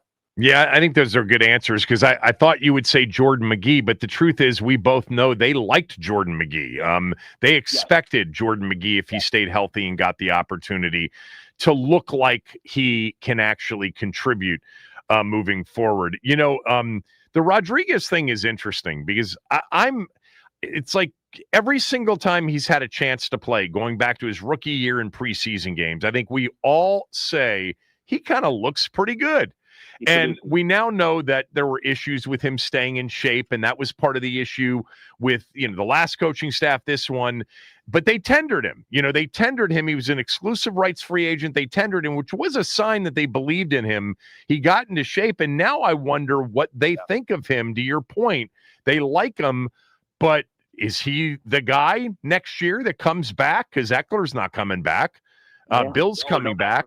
You know, or do they look for like for example, like a Rashad White, like he's going to be a free agent in Tampa, and Tampa has three really good running backs, so you could see maybe like a Rashad White coming in as like an Austin Eckler type of role. But that's to your point, like I don't know if Chris Rodriguez Jr. is the guy, is Bill the guy.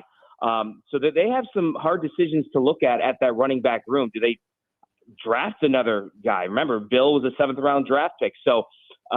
That's the position to kind of look at in the offseason, because if they think Chris Rodriguez is the guy, maybe he could be, you know, something RB1 going forward here. But I still doubt that. But I know they like what they see from Chris. All right, last one.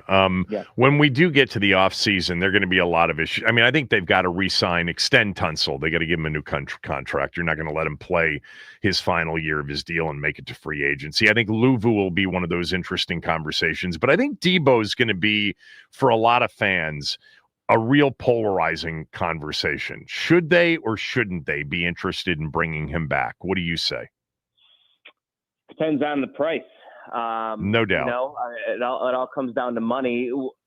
He's been fine. Like, I think he would have been more effective this year if everybody was fully locked and loaded, healthy. You know, you saw what Terry McLaurin can do. I mean, he is the engine of this offense. The separation, the attention that he garners from opposing defenses just opens everything up. Zach Ertz 8 across the middle against Denver. So that's the type of situation where you think of a Debo when you have all pieces on that football field. He'll have more opportunities, and they just didn't have those dudes this year because everybody was in and out of the lineup, and you have a Jalen Lane and a Luke McCaffrey, the guys on the outside that, they haven't proven anything yet. So defenses could key on various individuals, and Debo was one of those guys, and he wasn't really healthy either. He missed a couple of games. So he's going to be an interesting case study of what they're going to do. I think it's going to come down to price. I wouldn't mind to see Debo back because I think he could bring a lot to this offense of the Swiss Army knife, just the functionality of moving all over the football field.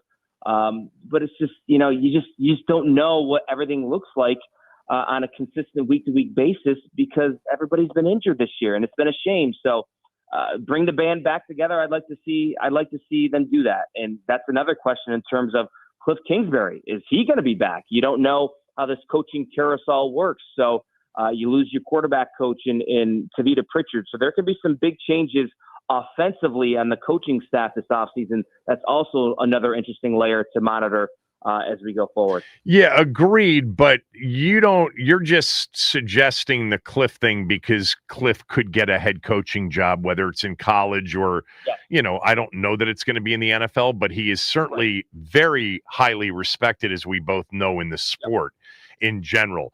But you're not suggesting that it would be Quinn moving on from both coordinators in the same offseason. No way. Yeah, no, okay. it would be Cliff getting a agreed. coaching job in college or pros. I think Cliff has done a good job this year, given the fact of what he's had to work with. Yeah, and I I thought it was on full display against the Denver Broncos on Sunday night. I thought he called a terrific game, and I thought he laid out a blueprint on how to attack that Denver defenses going forward. And I think a lot of teams are going to look at what Cliff did in that game and apply that when they play the Broncos. I think he's been great this year, Cliff. Thanks for doing this. Hope you're well. Talk to you soon. Cab, take care. Scott Abraham, everybody from Channel 7. We had a local team win last night for the second time in a few games. Briefly, the Wizards story when we come back. At 12, we're going to talk a little bit about the Lane Kiffin situation. Kevin Sheehan Show, the Team 980 and the Team980.com.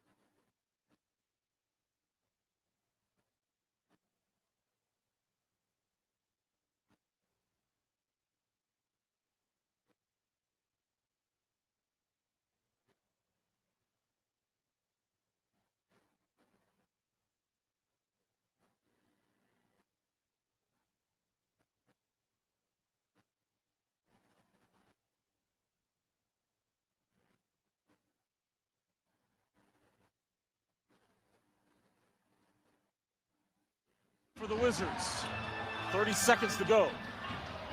CJ and Middleton working a little two-man game, trying to get the matchup. Middleton backing down. Giannis coming over. Bagley. CJ, 2 on the shot clock. CJ for 3. Yes! That's time expired on the shot clock. Chris Miller last night on the call on Monumental Sports. CJ McCollum's 3 with 14.4 seconds left gave the Wizards a 4-point lead over the Bucks. Bilal Coulibaly then just got a steal on the next possession and a breakaway dunk, and the Wizards beat Milwaukee. Yes, Giannis played. He had 26 points. They beat him anyway, 129 to 126. McCollum led the way with 28 on 11 of 21 from the floor. And the Wizards have won 2 of their last 3 games. So that 14-game losing skid in the rear view, at least for the time being. The Wizards, don't worry, they still have easily the worst record in the league at 3. Actually, they don't. The Pelicans are 3-18. I thought that the Wizards still had the worst record in the league. Pelicans have it at 3-18. The Wizards play tonight in Philadelphia against the Philadelphia 76ers. Real quickly, in local college hoops, no, this isn't a Maryland discussion. George Mason is 8-0. Tony Skin's team, they've won their first 8 games of the season, 8-0. They got a vote in the AP Top 25. So keep it up, Mason. Now, have they played anybody? No, they have a game tonight at home against Cornell at Patriot Center. Then they play at Virginia Tech. They play games against some of the Philly schools, Penn at home, at LaSalle. But, you know, the real tough conference games, I don't think start until they face VCU on January 10th. But in the A10 right now, George Mason, an 8-0 basketball team.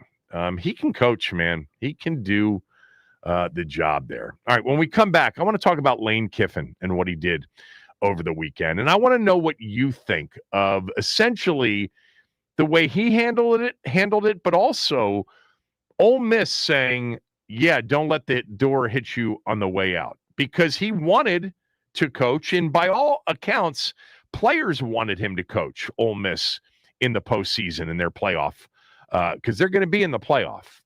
They're not going to exclude Ole Miss. This isn't a 4-team field. This isn't a Jordan Travis Florida State situation from a few years ago. But what do you think? You think Ole Miss and Lane Kiffin should have worked it out that he could coach his team in the playoff or not? Kevin Sheehan Show, the Team 980, the team980.com.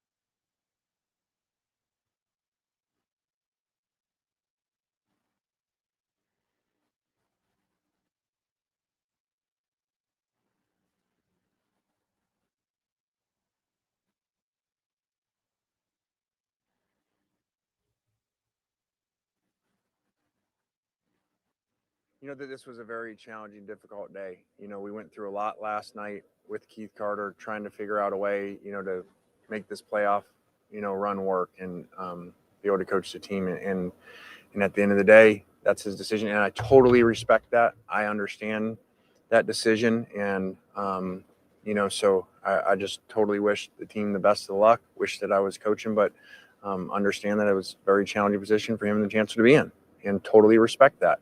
So, you know, just really hope they play really well and go win the national championship. Lane Kiffin yesterday, that was an interview before he left for the LSU press conference with Marty Smith from ESPN. The press conference, his introductory press conference at LSU, was a lot about the last 48 to 72 hours in Oxford, Mississippi. He said a lot of things about it. Look, my view on Lane Kiffin leaving Ole Miss to take the job at LSU, another SEC school, with still another, 3 weeks before the first playoff game. It'll be a playoff game in Oxford. They'll host a first-round playoff game. It'll be, honestly, one of the most significant sporting events in the history of that state. It's not an exaggeration. They've not been in this position ever. You might go back to the Archie Manning years in the 60s and say they looked like a national championship contender, and I guess they were to a certain extent, but it's been basically 60 years since Ole Miss has had this opportunity. By the way, they're not going to, cancel the game because Lane Kiffin's taking another gig. They're still going to play it. It's still going to be a massive event in Oxford. It's just not going to include the guy that's most responsible for creating that sporting event, the playoff game in this 12-team expanded playoff. So, look, my view on this Lane Kiffin thing is probably, I'm guessing, a minority viewpoint. It's funny, I was watching Tony and Mike last night on Pardon the Interruption, and Mike said, absolutely don't let the door hit you on the way out. And Tony went the opposite way, and Tony did say, I think I'm in the minority on this. And I'm with Tony on this. I feel very strongly that if I were, one of the powers that be at Ole Miss, I let him coach the team until the playoff run ends. Assuming, let me just mention this, the players want to be coached by him. I understand a lot of the reasons why you wouldn't, and I'll get to some of those. But if it's me, I would let him coach. And there was a serious conversation between the AD and the powers that be at Ole Miss with Lane Kiffin after he shared with them that he was going to take the LSU job. Lane Kiffin wanted to coach the team through the playoff. LSU didn't have a problem with him coaching the team through the playoff. It came down to the decision at Ole Miss, and they decided, no, they were going to move on without him. Don't let the door hit you on the way out. Now, listen, before I get to my reasons why I would let him coach if I were a decision maker at Ole Miss, let me just mention a couple of things. Number one, I'm not a fan of the way this thing works in college football at all. You shouldn't be either. I think it's bad for the sport that this can happen. A coach can leave before the team's biggest game, and maybe games, plural, of the year. You'd never see it happen in the NFL where you can't be offered, nor can you take another job in the league until your team's season ends. There are rules set up for interviews after the regular season ends and during the playoffs, but coaches can't bolt with their teams still alive in the postseason. It's ridiculous that players are allowed to bolt in college football before the playoffs begin. It happened last year. Penn State backup quarterback, Bo Prabilla. He left Penn State and transferred to Missouri. We're in the middle right now of a major transfer portal period in college football. How stupid is that? That this is the time for a transfer portal when, you've invested the entire season and you're about to play the sport's biggest games. The timing of this opening of the transfer portal, I think, is detrimental to the overall sport itself. It just doesn't make sense that players and coaches can leave before their teams play the biggest games of the year by far. It's bad for the sport. That's number one. I don't know why they can't change the rules to prevent this from happening with players for sure. but even with coaches, basically not allowing hiring of new coaches until they are either, A, fired, or B, coach their final game of the season. That should be a rule.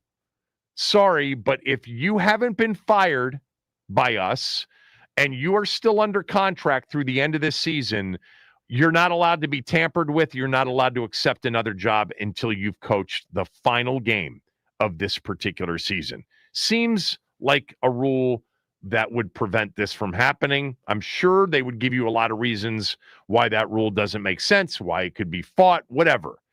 I'm actually okay with what we've gotten used to, which are opt-outs from players, before bowl games, but I'm not okay with opt-outs from players into the transfer portal before playoff games. Playing for a national championship through a 12-game playoff, as a fan of the sport, and many of you as well, you've invested 3.5 months into the teams and the overall season, teams' biggest games, regular season games, and the overall season journey. And then you get to the very biggest games of the year, and the head coach isn't there, a key player isn't there. There's just no common sense attached to that. It's bad for the fans, bad for the sport. People will get over it, and they'll watch anyway, but it won't be the same watching Ole Miss in their first playoff game on December 20th or December 19th against Alabama or Notre Dame in Oxford without Lane Kiffin being there. Won't be the same.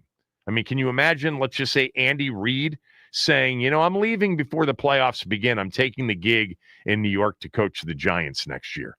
Now they may not make the playoffs. Look, LSU was going to wait for Lane Kiffin. I think the other thing that has to happen in the sport is you can't talk to these coaches until their season's over. And for Lane Kiffin, so let me get organized here. Number one is, before I get to why I would let Lane Kiffin coach if I were the Ole Miss powers that be, AD, on the, board of regents or whatever, whomever was involved in making those decisions. Number one, the sport needs to rework the rules to prevent this from happening for coaches, entering coaches that are in the playoff, and also, the transfer portal affecting players who are in the playoff too. Can you imagine a starting quarterback leaving before a playoff game? It's probably going to happen if they keep the transfer portal where it is. And it just shouldn't happen. It's bad for the sport. Also, I believe this. I believe that Lane Kiffin, could have said, look, I'm interested, but I'm not talking to you until my season's over. If you're willing to wait until I fulfill my commitment to my coaches and players here at Ole Miss at this university, great. If not, sorry. I'm sure he could have gotten word to LSU that he was going to be very interested through his agent and other people. And I know that there's risk with that, but so be it. He could have handled it differently as well. Now, he claims there's just no way to have made the timing any better with the way the sport works, with the transfer portal opening right now. LSU, with the transfer portal opening right now, LSU, you need to know who the head coach is, and Lane Kiffin's going to end up attracting a lot of those players. I hate the way the system works, and I think they should change it, and I'm not a fan of the way that Lane Kiffin has gone about it. Those two things are true. But I think that if I'm at Ole Miss and the players want him to finish as their coach, I say have at it. Most of the predictions of really terrible things when you do something that seems unusual in business, but it's best for the majority of the people directly involved, the coaches, the players, the fans even, the dire consequence predictions of, oh my God, he's going to raid and pillage everybody there. He can take those people anyway, whether he's in Baton Rouge or he's in Oxford. Or we're going to be late to the hiring party. You can go ahead and start your hiring process anyway if you know he's gone. I just think some of those dire predictions about what would happen if he stays on another 3 weeks, 4 weeks if they win a game, 5 weeks if they win 2 games, are overrated. I do. This is an opportunity that Ole Miss hasn't had in 60 years and might not have for another 60. I'm going for it if I'm at that university with the guy that was the most responsible for getting us there. There are plenty of professions, I would say the majority of professions, where if you're a key employee and you decide to leave, especially if you're going to a competitor, you're not staying even for another 10 minutes. Pack up, get out, and we're changing the locks. And look, there's a very protective element in play. You don't want that guy who's going to a competitor who's a significant employee in your company, around, certain things that might be, deemed to be, knowledge that the company has that others don't, recruiting other people to go with them, et cetera. You don't want that. But this is different. 4 to 5 weeks of him staying on, really? 2-3 years down the road, are you going to look back and say, oh my God, the damage he did? What a mistake. I mean, he took 5 off, assistant coaches, and 7 players went with him. He can get those coaches and players to come with him regardless. They're going to reach out if they want to play for him. They're going to hit the transfer portal. I just think that the predictions of this is terrible, or it's a terrible look optically. It's like you're rolling over and you're being submissive to let him coach rather than being pissed off like the fans are that he's leaving. Nah. I got a chance with him as my coach to win a national championship. I haven't been in this position ever. It's an extra 3 to 4 weeks with a guy I know's leaving. By the way, I don't have to be, totally at his behest. I can hire his replacement. I can put his replacement in the room with him if I want. I can have my replacement recruiting the portal. I can announce to the world that the guy replacing Lane Kiffin when our playoff run ends is here. He's great. He's recruiting his ass off in the portal right now. And by the way, he's partaking in team meetings. He's watching from on the sideline. The coach that's leaving coach the team. I'd let him coach. I mean, I think about it from like a Maryland perspective. Like if we were ever in that position, taking away the guy responsible for getting us there because he's on his way out the door. No, I'm not, penny wise, pound foolish. I'm not, I'm not biting off my nose to spite my face. I'm not doing it. I want to see what I've waited a lifetime to see play out. I'll worry about any sort of damage that's done after we're eliminated, but it won't be nearly as bad, I don't think, as most people say. So what do you say? If you were Ole Miss, would you have let Lane Kiffin stay and coach over the next 3 to 4 weeks, a home playoff game in Oxford on December 19th or December 20th? That's the first weekend, home sites. There'll be a 6 seed or a 7 seed somewhere in that range hosting a game, maybe against Notre Dame, maybe against Alabama. I've seen a number of the projections. Not an exaggeration to say one of the most significant just pop culture events in the history of that state. I'm not getting political, and we're not going back a half century. But really, in terms of the excitement level, it'll be there anyway. But the chance to win is greater with Lane Kiffin on the sideline calling plays, which is what he does. 301-230-0980, 301-230-0980. Yes or no, if you were Ole Miss, would you let Lane Kiffin stay? They didn't. I would. Calls on that next.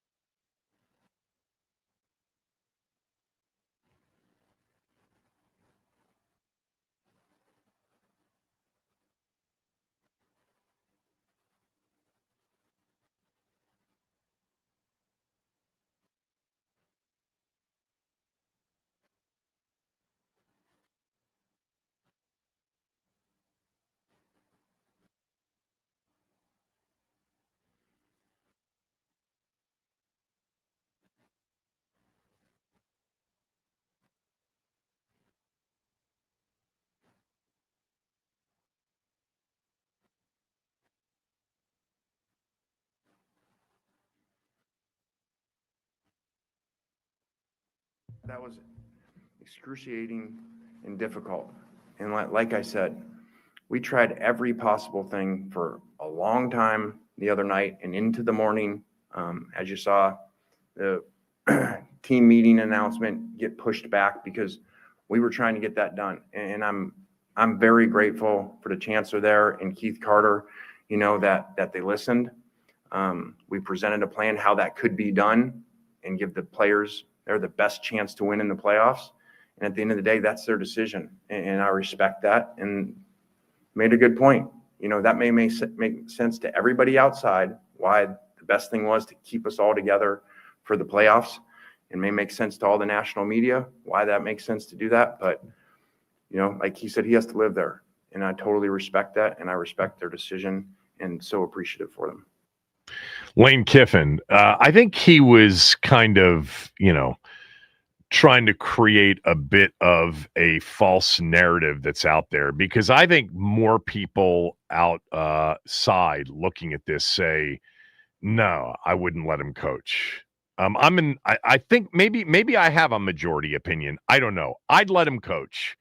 I'd let him coach because I think sometimes the dire consequence predictions about, letting him stay here for another 3 to 4 weeks, it makes us look terrible. He's going to raid the coaching staff. He's going to raid the players. He's going to have, half of his heart and half of his mind in it. He's going to be more, 1 foot in, 1 foot out the door. I think those things in this particular circumstance are overrated. I think he would have loved to have coached that team, would have tried to coach and win a national championship with that team. I think the players wanted it.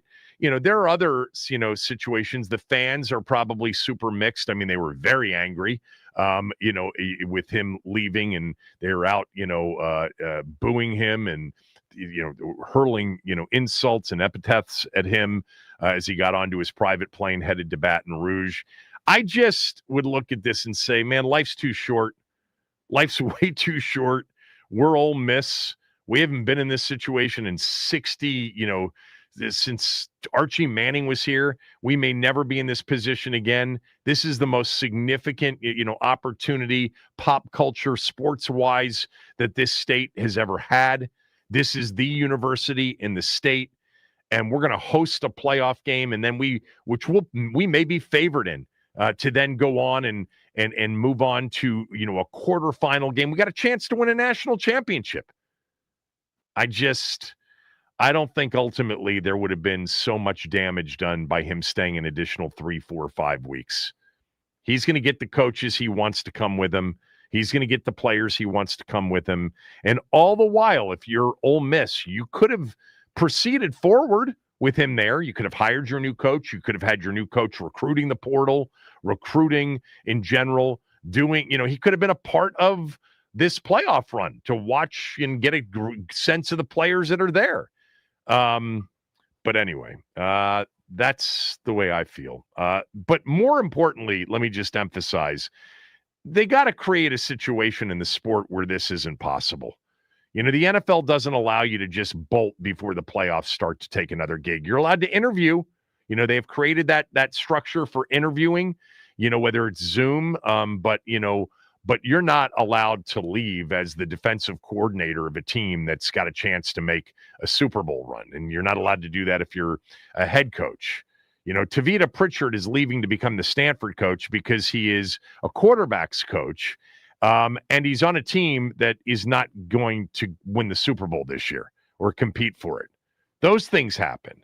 I also think it's stupid that players whose teams are in the playoffs can just leave, like the backup quarterback at Penn State did last year.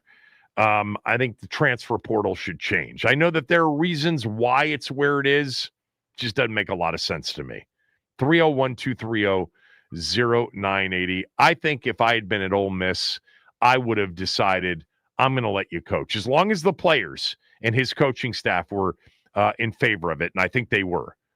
But that's how I feel. How do you feel? 301-230-0980. What do you think, Max? Would you have kicked him out and did what Ole Miss did? Or would you have, in those long conversations about him staying on, said, yeah, we're going to let you stay and coach this playoff run. I certainly wouldn't have gone to the great lengths that Ole Miss went to put his stuff out on the street. But honestly, if I were in Ole Miss's shoes negotiating with Kiffin, I would probably leave it to a player vote, have them vote, and if they want him to coach, let him coach. If they say no, you're gone, then lock the door, don't let him in. It's difficult when you're in the position that Lane's in because it's going to change the way you coach going into the playoff. And while that way is going to probably be a little bit more inspiring to your players, if it goes south, it's a horrible look for A, you, B, the school, and C, the team. Because let's say Ole Miss hosts a playoff game and they're getting run out of the stadium to start. And the crowd turns and then they just start booing the crap out of Kiffin.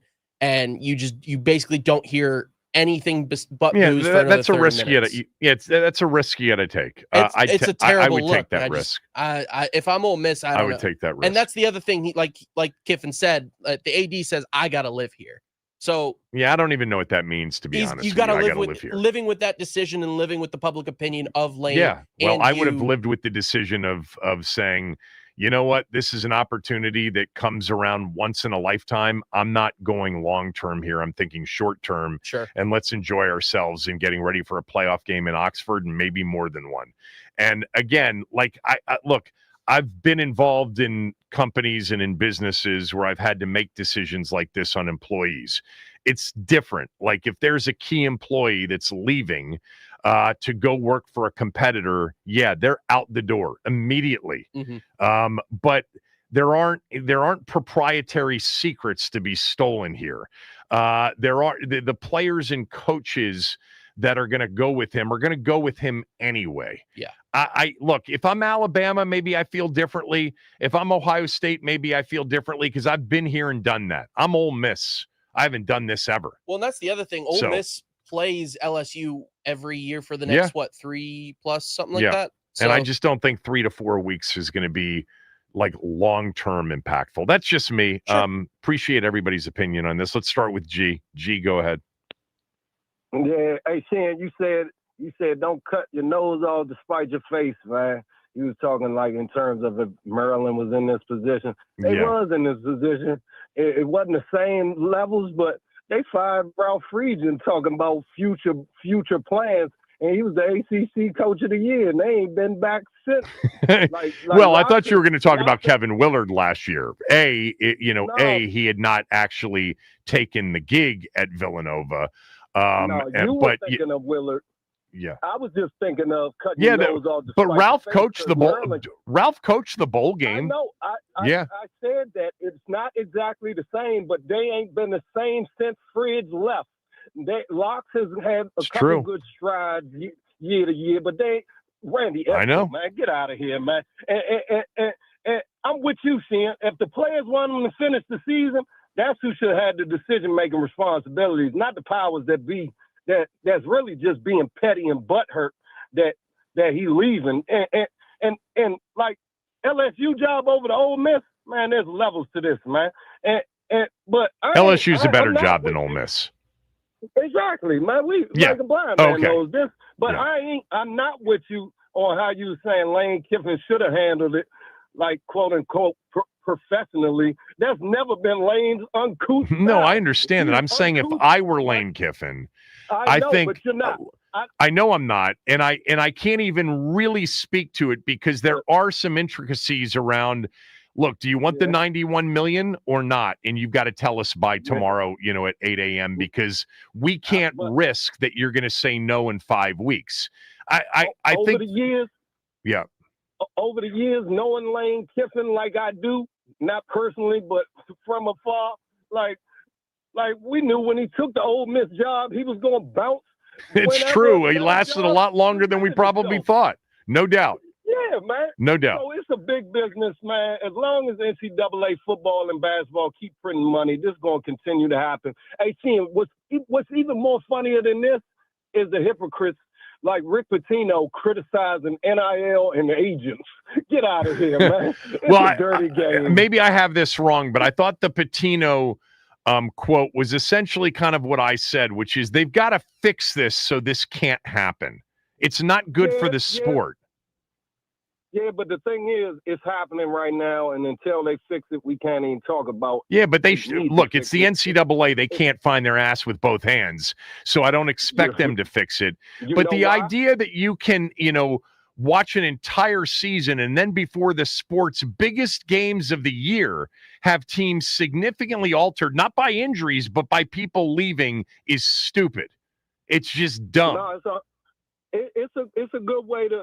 It's a good discussion. Like they should have a tampering type of a week long or type of time period when they can do it. But Moving the I portal understand would be the Lane, first too. step. It's one of the reasons like there's you an said- urgency to get the coach in there. But see, like you said, Lane Kiffin knew that urgency is real, and he didn't want to roll the dice on them. Yeah, I get it. missing out another candidate. You All know? right, let me roll. 7 years, 91 million. If you're wondering, 13 million a year, which will make him the second highest paid coach behind Kirby Smart in the sport. By the way, how about this bonus structure at LSU? It includes the bonuses that he would have gotten from Ole Miss. $150,000 for participating in a first-round game. If they win that, he's going to be rooting for them to win the whole thing. If he's going to get paid by LSU for Ole Miss's success or in the playoff, he could earn. Already he's earned $150,000 for a first round, $250,000 for a quarterfinal appearance, and another $1 million if Ole Miss wins the national championship. That's how badly LSU wanted him. Ian, go ahead. Kevin, I'll agree with you. I think the greater good is Ole Miss winning a national championship or the opportunity to, because you're right. It will probably or likely never come again. But I think this speaks to who Lane Kiffin is and how he handles this, which is why Ole Miss's reaction was this way. Coaches come and go all the time. We saw this with Kevin Willard. People leave and people move on. But when you handle it this way, and like Paul Feinbaum and others have said, he flirts with the team every season. It was Auburn 2 years ago. He wanted the Alabama job a year later. He would have been interested in Florida. So I think there's just such a fed upness with him and such a phoniness with him. There's probably a lot to that. I mean, there's a relationship and a tone to that relationship that exists. And when you are threatened essentially every other year with losing him, it probably gets to the point where when he finally leaves, you're like, good riddance. And I think that's what happened, because I don't know who a different coach would be who stayed at a place a long time and earned a ton of credibility, and then this happens. I think there would be, because you're right. The greatest good for Ole Miss fans, boosters, alumni, everybody is them winning more. If they lose in the first round, there'll be a different feeling than if they had gotten to the semis. So I think, of course, it's this. But again, I think in these instances, it's the person that dictates the way it feels. And I mean, when you said that, like, I think of a guy like Bill Snyder at Kansas State, who was there forever and was one hell of a coach. Right. If Bill Snyder left Kansas State to take the LSU job or the Notre Dame job, it would be a far different after he'd been there for 25 years or whatever it was and led them to their greatest success. Yep. There's no way that they just say, don't let the door hit you on the way out. There's a lot to that. That's true. I totally understand that. But in the case of Ole Miss, it's just so rare, and they have a better chance with him than without him. There's no doubt about that. Doubt. He is a very involved offensive head coach, and is one of the best to do it, period. Yeah, that's his trademark. Yeah. And, I think for Lane Kiffin, this won't be the last time he leaves. Like, he's done this so many times, and he's probably going to leave again. I think Tony Kornheiser used to say about Larry Brown, he loves being wanted, and I think that's what Lane Kiffin has. Maybe. Insecurity. Maybe. The LSU job is pretty close to a final destination job, in the sport. It's a top 5 job in the sport. You could have said that about Tennessee years ago. Then he went. You could have said that about USC. You could have said that about USC. but he got fired there because he That's was so true. awful at the end. That's true. Yeah. So. Yeah. All right. Okay, Thanks. Kevin. Yep. Chris in Annapolis. Chris, Lane Kiffin. If I were Ole Miss, I would have let him coach. How would you have handled it? You sold me, actually. I was exactly the opposite, but you sold me. It's a kind of a once-in-a-generation thing for Ole Miss. Go for it and suck it up if you're going to lose a few players because of it. I'll just say this, though. Football could fix this by doing two things. Just divorce themselves from National Signing Day. Just have your own signing day that's, in March or something. And move your transfer portal again to March or something. Which transfer portal? There are two of them. The problem is they want But I get it. Yeah. in there in the spring. You know what I mean? They want the guys in there early. And that's stupid. They could fix this just by moving those 2 dates. Yeah, no doubt. Look, there's a lot of logistical issues and legal issues and a lot of other issues that I'm not intimately familiar with. I just know that ultimately, if you don't put the customer first, you're gonna damage yourself. Now, it's interesting about football, right? The NFL, bad calls, referee controversies. It doesn't matter what it is. More and more people watch every Sunday, every year. College football is the same thing. They're doing record numbers this year. And people thought all the conference reshuffling and all of the, transfer portal and NIL was going to ruin the sport. I've enjoyed the sport as much the last couple of years as I ever have. When the games start, I'm into them. But you get to this time of year and you got a 12-team playoff, which, by the way, has been great for the sport. It's kept so many teams in it, much longer into the season. It's increased the number of impactful games over the last few Saturdays of the year. But once you get to a true playoff for a national championship, the risk of not having a coach or a key player there, you've got to eliminate that. You can't eliminate it injury-wise, but you have to eliminate that possibility with rules set up to protect the coach leaving or being poached or a player leaving or being poached. All right, when we come back. Go ahead, Chris. Sorry. Yeah, finish up. Under the current dates, there is literally no way for a coach of a bowl-eligible school to go to another big school without screwing the school he's at now. I know. Or the school he's going to. Or the school he's going to. You're screwing a lot of it has to do with just where this first transfer portal is. They got to have the guy in place so that they can immediately get after what's in the portal. If you miss guys in the portal aren't going to go to a place that doesn't have a head coach. Exactly. Yeah. Thanks. Appreciate it. When we come back, we'll finish up with just the NFL weekend. We talked all yesterday about our team and its loss to Denver. Didn't have a chance to kind of go around the league and talk about what happened really from Thursday on through Sunday's game. Last night's game, pretty boring. Patriots are good, man. Giants stink. Patriots are good, and Drake May is totally legit. Real quickly before I forget, because I never forget, Window Nation's offering its end-of-year sale for one more month, the month of December, which means they're continuing with the opportunity for you to save 50% on all window purchases, regardless of window style. Also, if you choose to finance your purchase, 0% interest for 5 years. You won't pay any interest on what you borrow to buy the windows until the year 2030.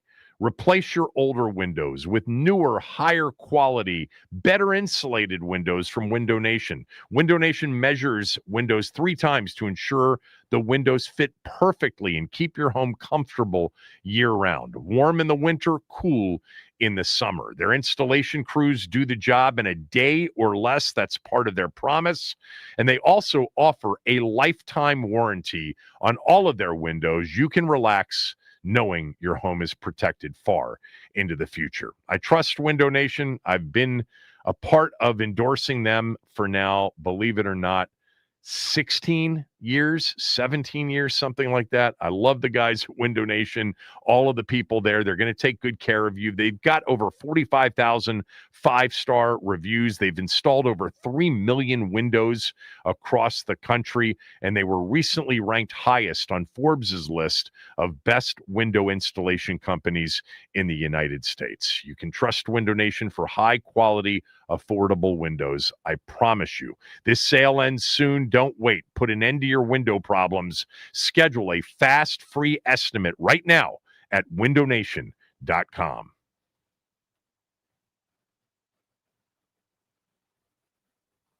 All right, happy Tuesday, everybody. We start off with Monday Night Football. Boy, did that game stunk. The Patriots, they boat raced the New York Giants 33-15. Drake May with another elite performance, going 24 of 31, 282 yards and 2 touchdowns. He's now taken the lead over Matthew Stafford as the favorite to win the MVP. The Wizards, they somehow pull off another win, this time over the Milwaukee Bucks, 126-123. CJ McCollum leads the team in scoring last night, 28, 4 rebounds and 5 assists. And Marvin Bagley nearly puts up a double-double of his own, going 22 points and 9 rebounds. The Wizards will re-rack tonight and take on the Philadelphia 76ers over on 106.7 The Fan. Tip-off set for 7 p.m. pregame. Gets going right after Grant and Danny at 6:45. After which, the Caps, they get rolling out west against the Kings. Pregame set for that one at 10:15. Puck drop set right here at 10:30. And right here on the Team 980, the Terps, they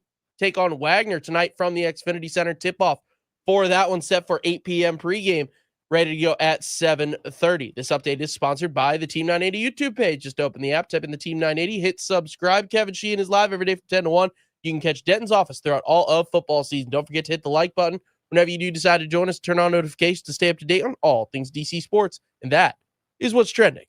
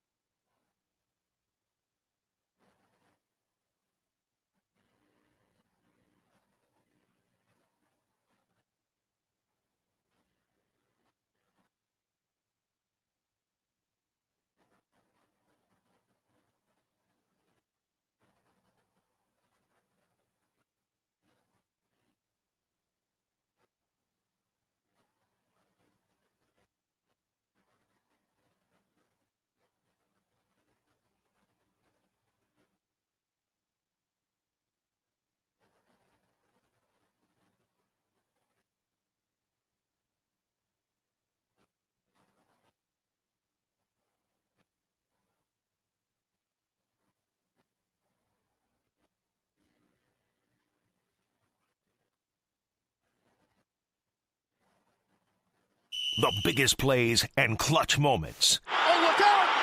Touchdown! A miracle! It's time to go around the NFL.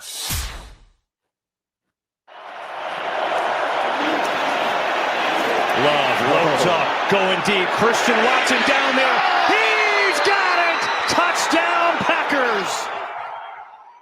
second time, in 3 years that Green Bay's gone into Detroit as an underdog and won on Thanksgiving Day. Jordan Love, 18 to 30, 234, 4 touchdowns, a 94.9 QBR. They ran the ball against Detroit, and they outlasted the Lions 31 to 24. And now, the Lions are sitting there at 7-5. They've lost 3 of their last 5 games. They lost to the Eagles. They were very fortunate to survive their game against the Giants. The only easy thing they've had in the last month and a half was here in Washington. And the standings, we'll get to the Chicago game here in a moment, but the Lions now are 2 games back of the Bears, and they are, a game and a half back of the Packers.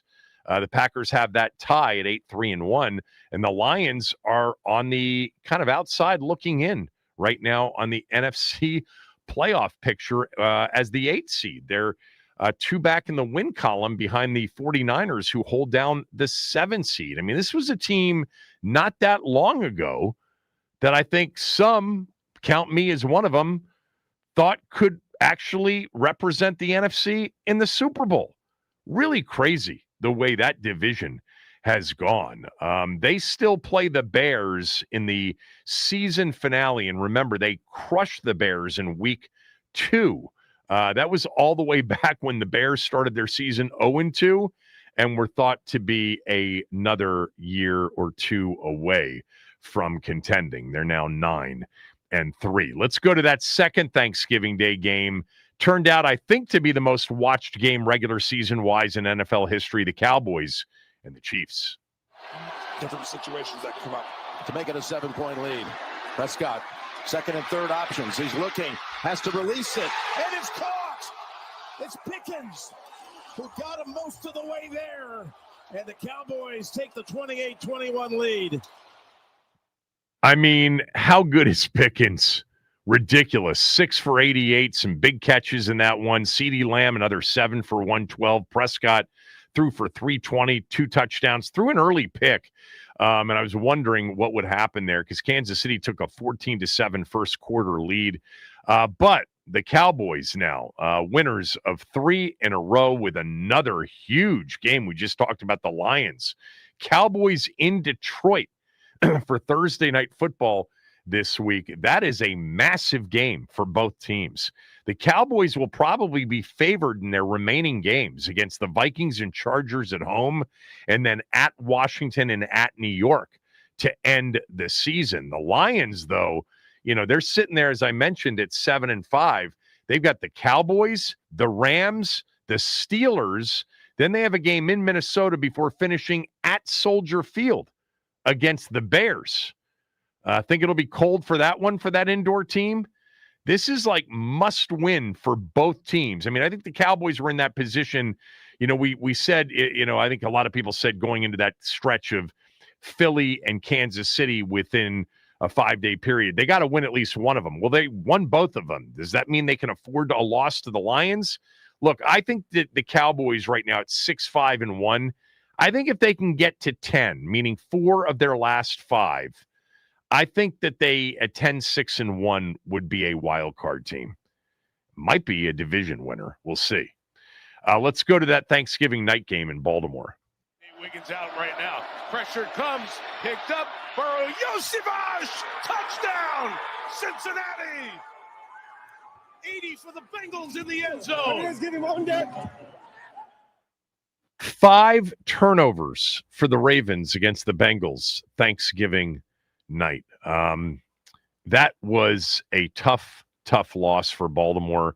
32-14, the final in that game. Joe Burrow back for Cincinnati. What was interesting is he missed a lot of throws, but made a lot of throws in the game because he ended up being 24 of 46, so just barely over 50%, 261 yards, 2 touchdowns. No T. Higgins, but Jamar Chase was back, and their connection was as if it had never gone away. 7 for 110 for Chase. The Ravens, I've been saying this for weeks. Look, they may win the division because Pittsburgh now, with Aaron Rodgers with the, off wrist being injured. And they just don't have a lot up front offensively. Defensively, they've been taking the ball away. That division, I wouldn't count Cincinnati out. They're 2 games back at 4-8. They still play the Ravens one more time. They split with the Steelers. They still, if they run the table, Bills, Ravens, Dolphins, Cardinals, Browns, and they finish 9-8, they probably win the division at 9-8. Baltimore and Pittsburgh with 2 meetings, including this weekend in Baltimore. But the Ravens aren't right. They haven't been right. They weren't right even during that 5-game win streak. The opponents played a large role in that. The Dolphins, the Vikings, the Browns, the Jets. The Bengals, not the Bengals. The Jets were their last win. That AFC North is not what it typically is. That is for sure. And the Philadelphia Eagles aren't typically what they have been here in recent weeks and years. How about what happened to them on Friday? Approaching the 5-minute mark, 2nd down and 8. Williams rolling, throwing, open, making the grab, touchdown. Cole Kmet into the end zone. They start cheating down. This was really surprising. Not that Chicago hung in there, but that Chicago won, and then the way they won that football game, rushing for 281 yards, 2 100-yard plus rushers in the game. In the game, they dominated so much. Time of possession, nearly 39-21. They ran 85 plays to the Eagles' 51 plays. That's what happens when you can run the football down the Eagles' throats. Surprising. Philadelphia's offense looked really stagnant, other than A.J. Brown, who had a big day catching 10 balls for 132 yards. But the Eagles fall to 8-4, losers of 2 in a row against Dallas and Chicago. And for all of the Chicago naysayers, and I'm one of them, that said, well, yeah, they beat the Bengals, the Giants, the Vikings, the Steelers without Aaron Rodgers. Well, they went into the link the day after Thanksgiving and absolutely blew out the Eagles 24-15. Blew them out. Now, as far as that 2-point conversion that the Eagles went for, down 24-15 and missed, my personal view on that, I understand you want more information sooner rather than later. There's been a lot of debate over this. This is why I'm bringing it up. The Eagles scored down 24-9 with 3:10 left to make it 24-15, and then went for the 2 there. Instead of making it 24-16 with a kick, they had missed an extra point, so there was some context there. It was very windy as well. But the analytics people say, well, you go for the 2 there. You need more information earlier. I hear you on that. I think in my particular case, context, is added into it. And the pressure that you put on the other team, the crowd being in the game at 24-16, when you miss that, the game is over at 24-15 because you have to then recover maybe 2 onside kicks to win the game because you now need 2 more possessions because you're down 3 possessions, not 2. You're down 2 possessions. You're going to need the ball back twice. And with 3:10 left, the only way you really get it is recovering at least 1 onside kick. So that pretty much means game over. I think it takes the pressure off the other team. At 24-16, the crowd's into it, more pressure, loud, home crowd, and all of a sudden that next possession for the Bears becomes difficult. They actually burned 2 minutes and ran 7 plays, picked up a first down on that next possession. Maybe the Eagles weren't going to stop them anyway. Who knows? But what a win for the Bears, who are 9-3. It gets tough, man. I mentioned, Packers, Browns, Packers, Niners, Lions. But right now, they are the number 1 seed in the NFC. Crazy. The Patriots are the 1 seed in the AFC. The Bears are the 1 seed in the NFC. This is not 1985. Sunday's results start with Houston, Indy. That's the one I want to talk about. Max, please. Shotgun for Stroud. Fake it and then give it to Collins. looking to turn it upfield. He will for the touchdown. Nico Collins on a fly sweep for the score. The Texans beat the Colts 20-16. This is an Indianapolis team that was averaging over 30 points a game. Houston held them to a season low 16 points. This defense is right now, it's them or Denver. I'd take Houston personally. I know that Daniel Jones might be a little bit banged up. That may have played a role, but Houston's defense is awesome, and they are a different team offensively with C.J. Stroud. The Texans are at 7-5. They're a game behind Houston and Jacksonville, who play this week. And how about this one for Sunday night? Houston at Arrowhead against the Chiefs. In some ways, a borderline elimination game for the Chiefs. All right, we're done for the day. Back tomorrow. Chris is next.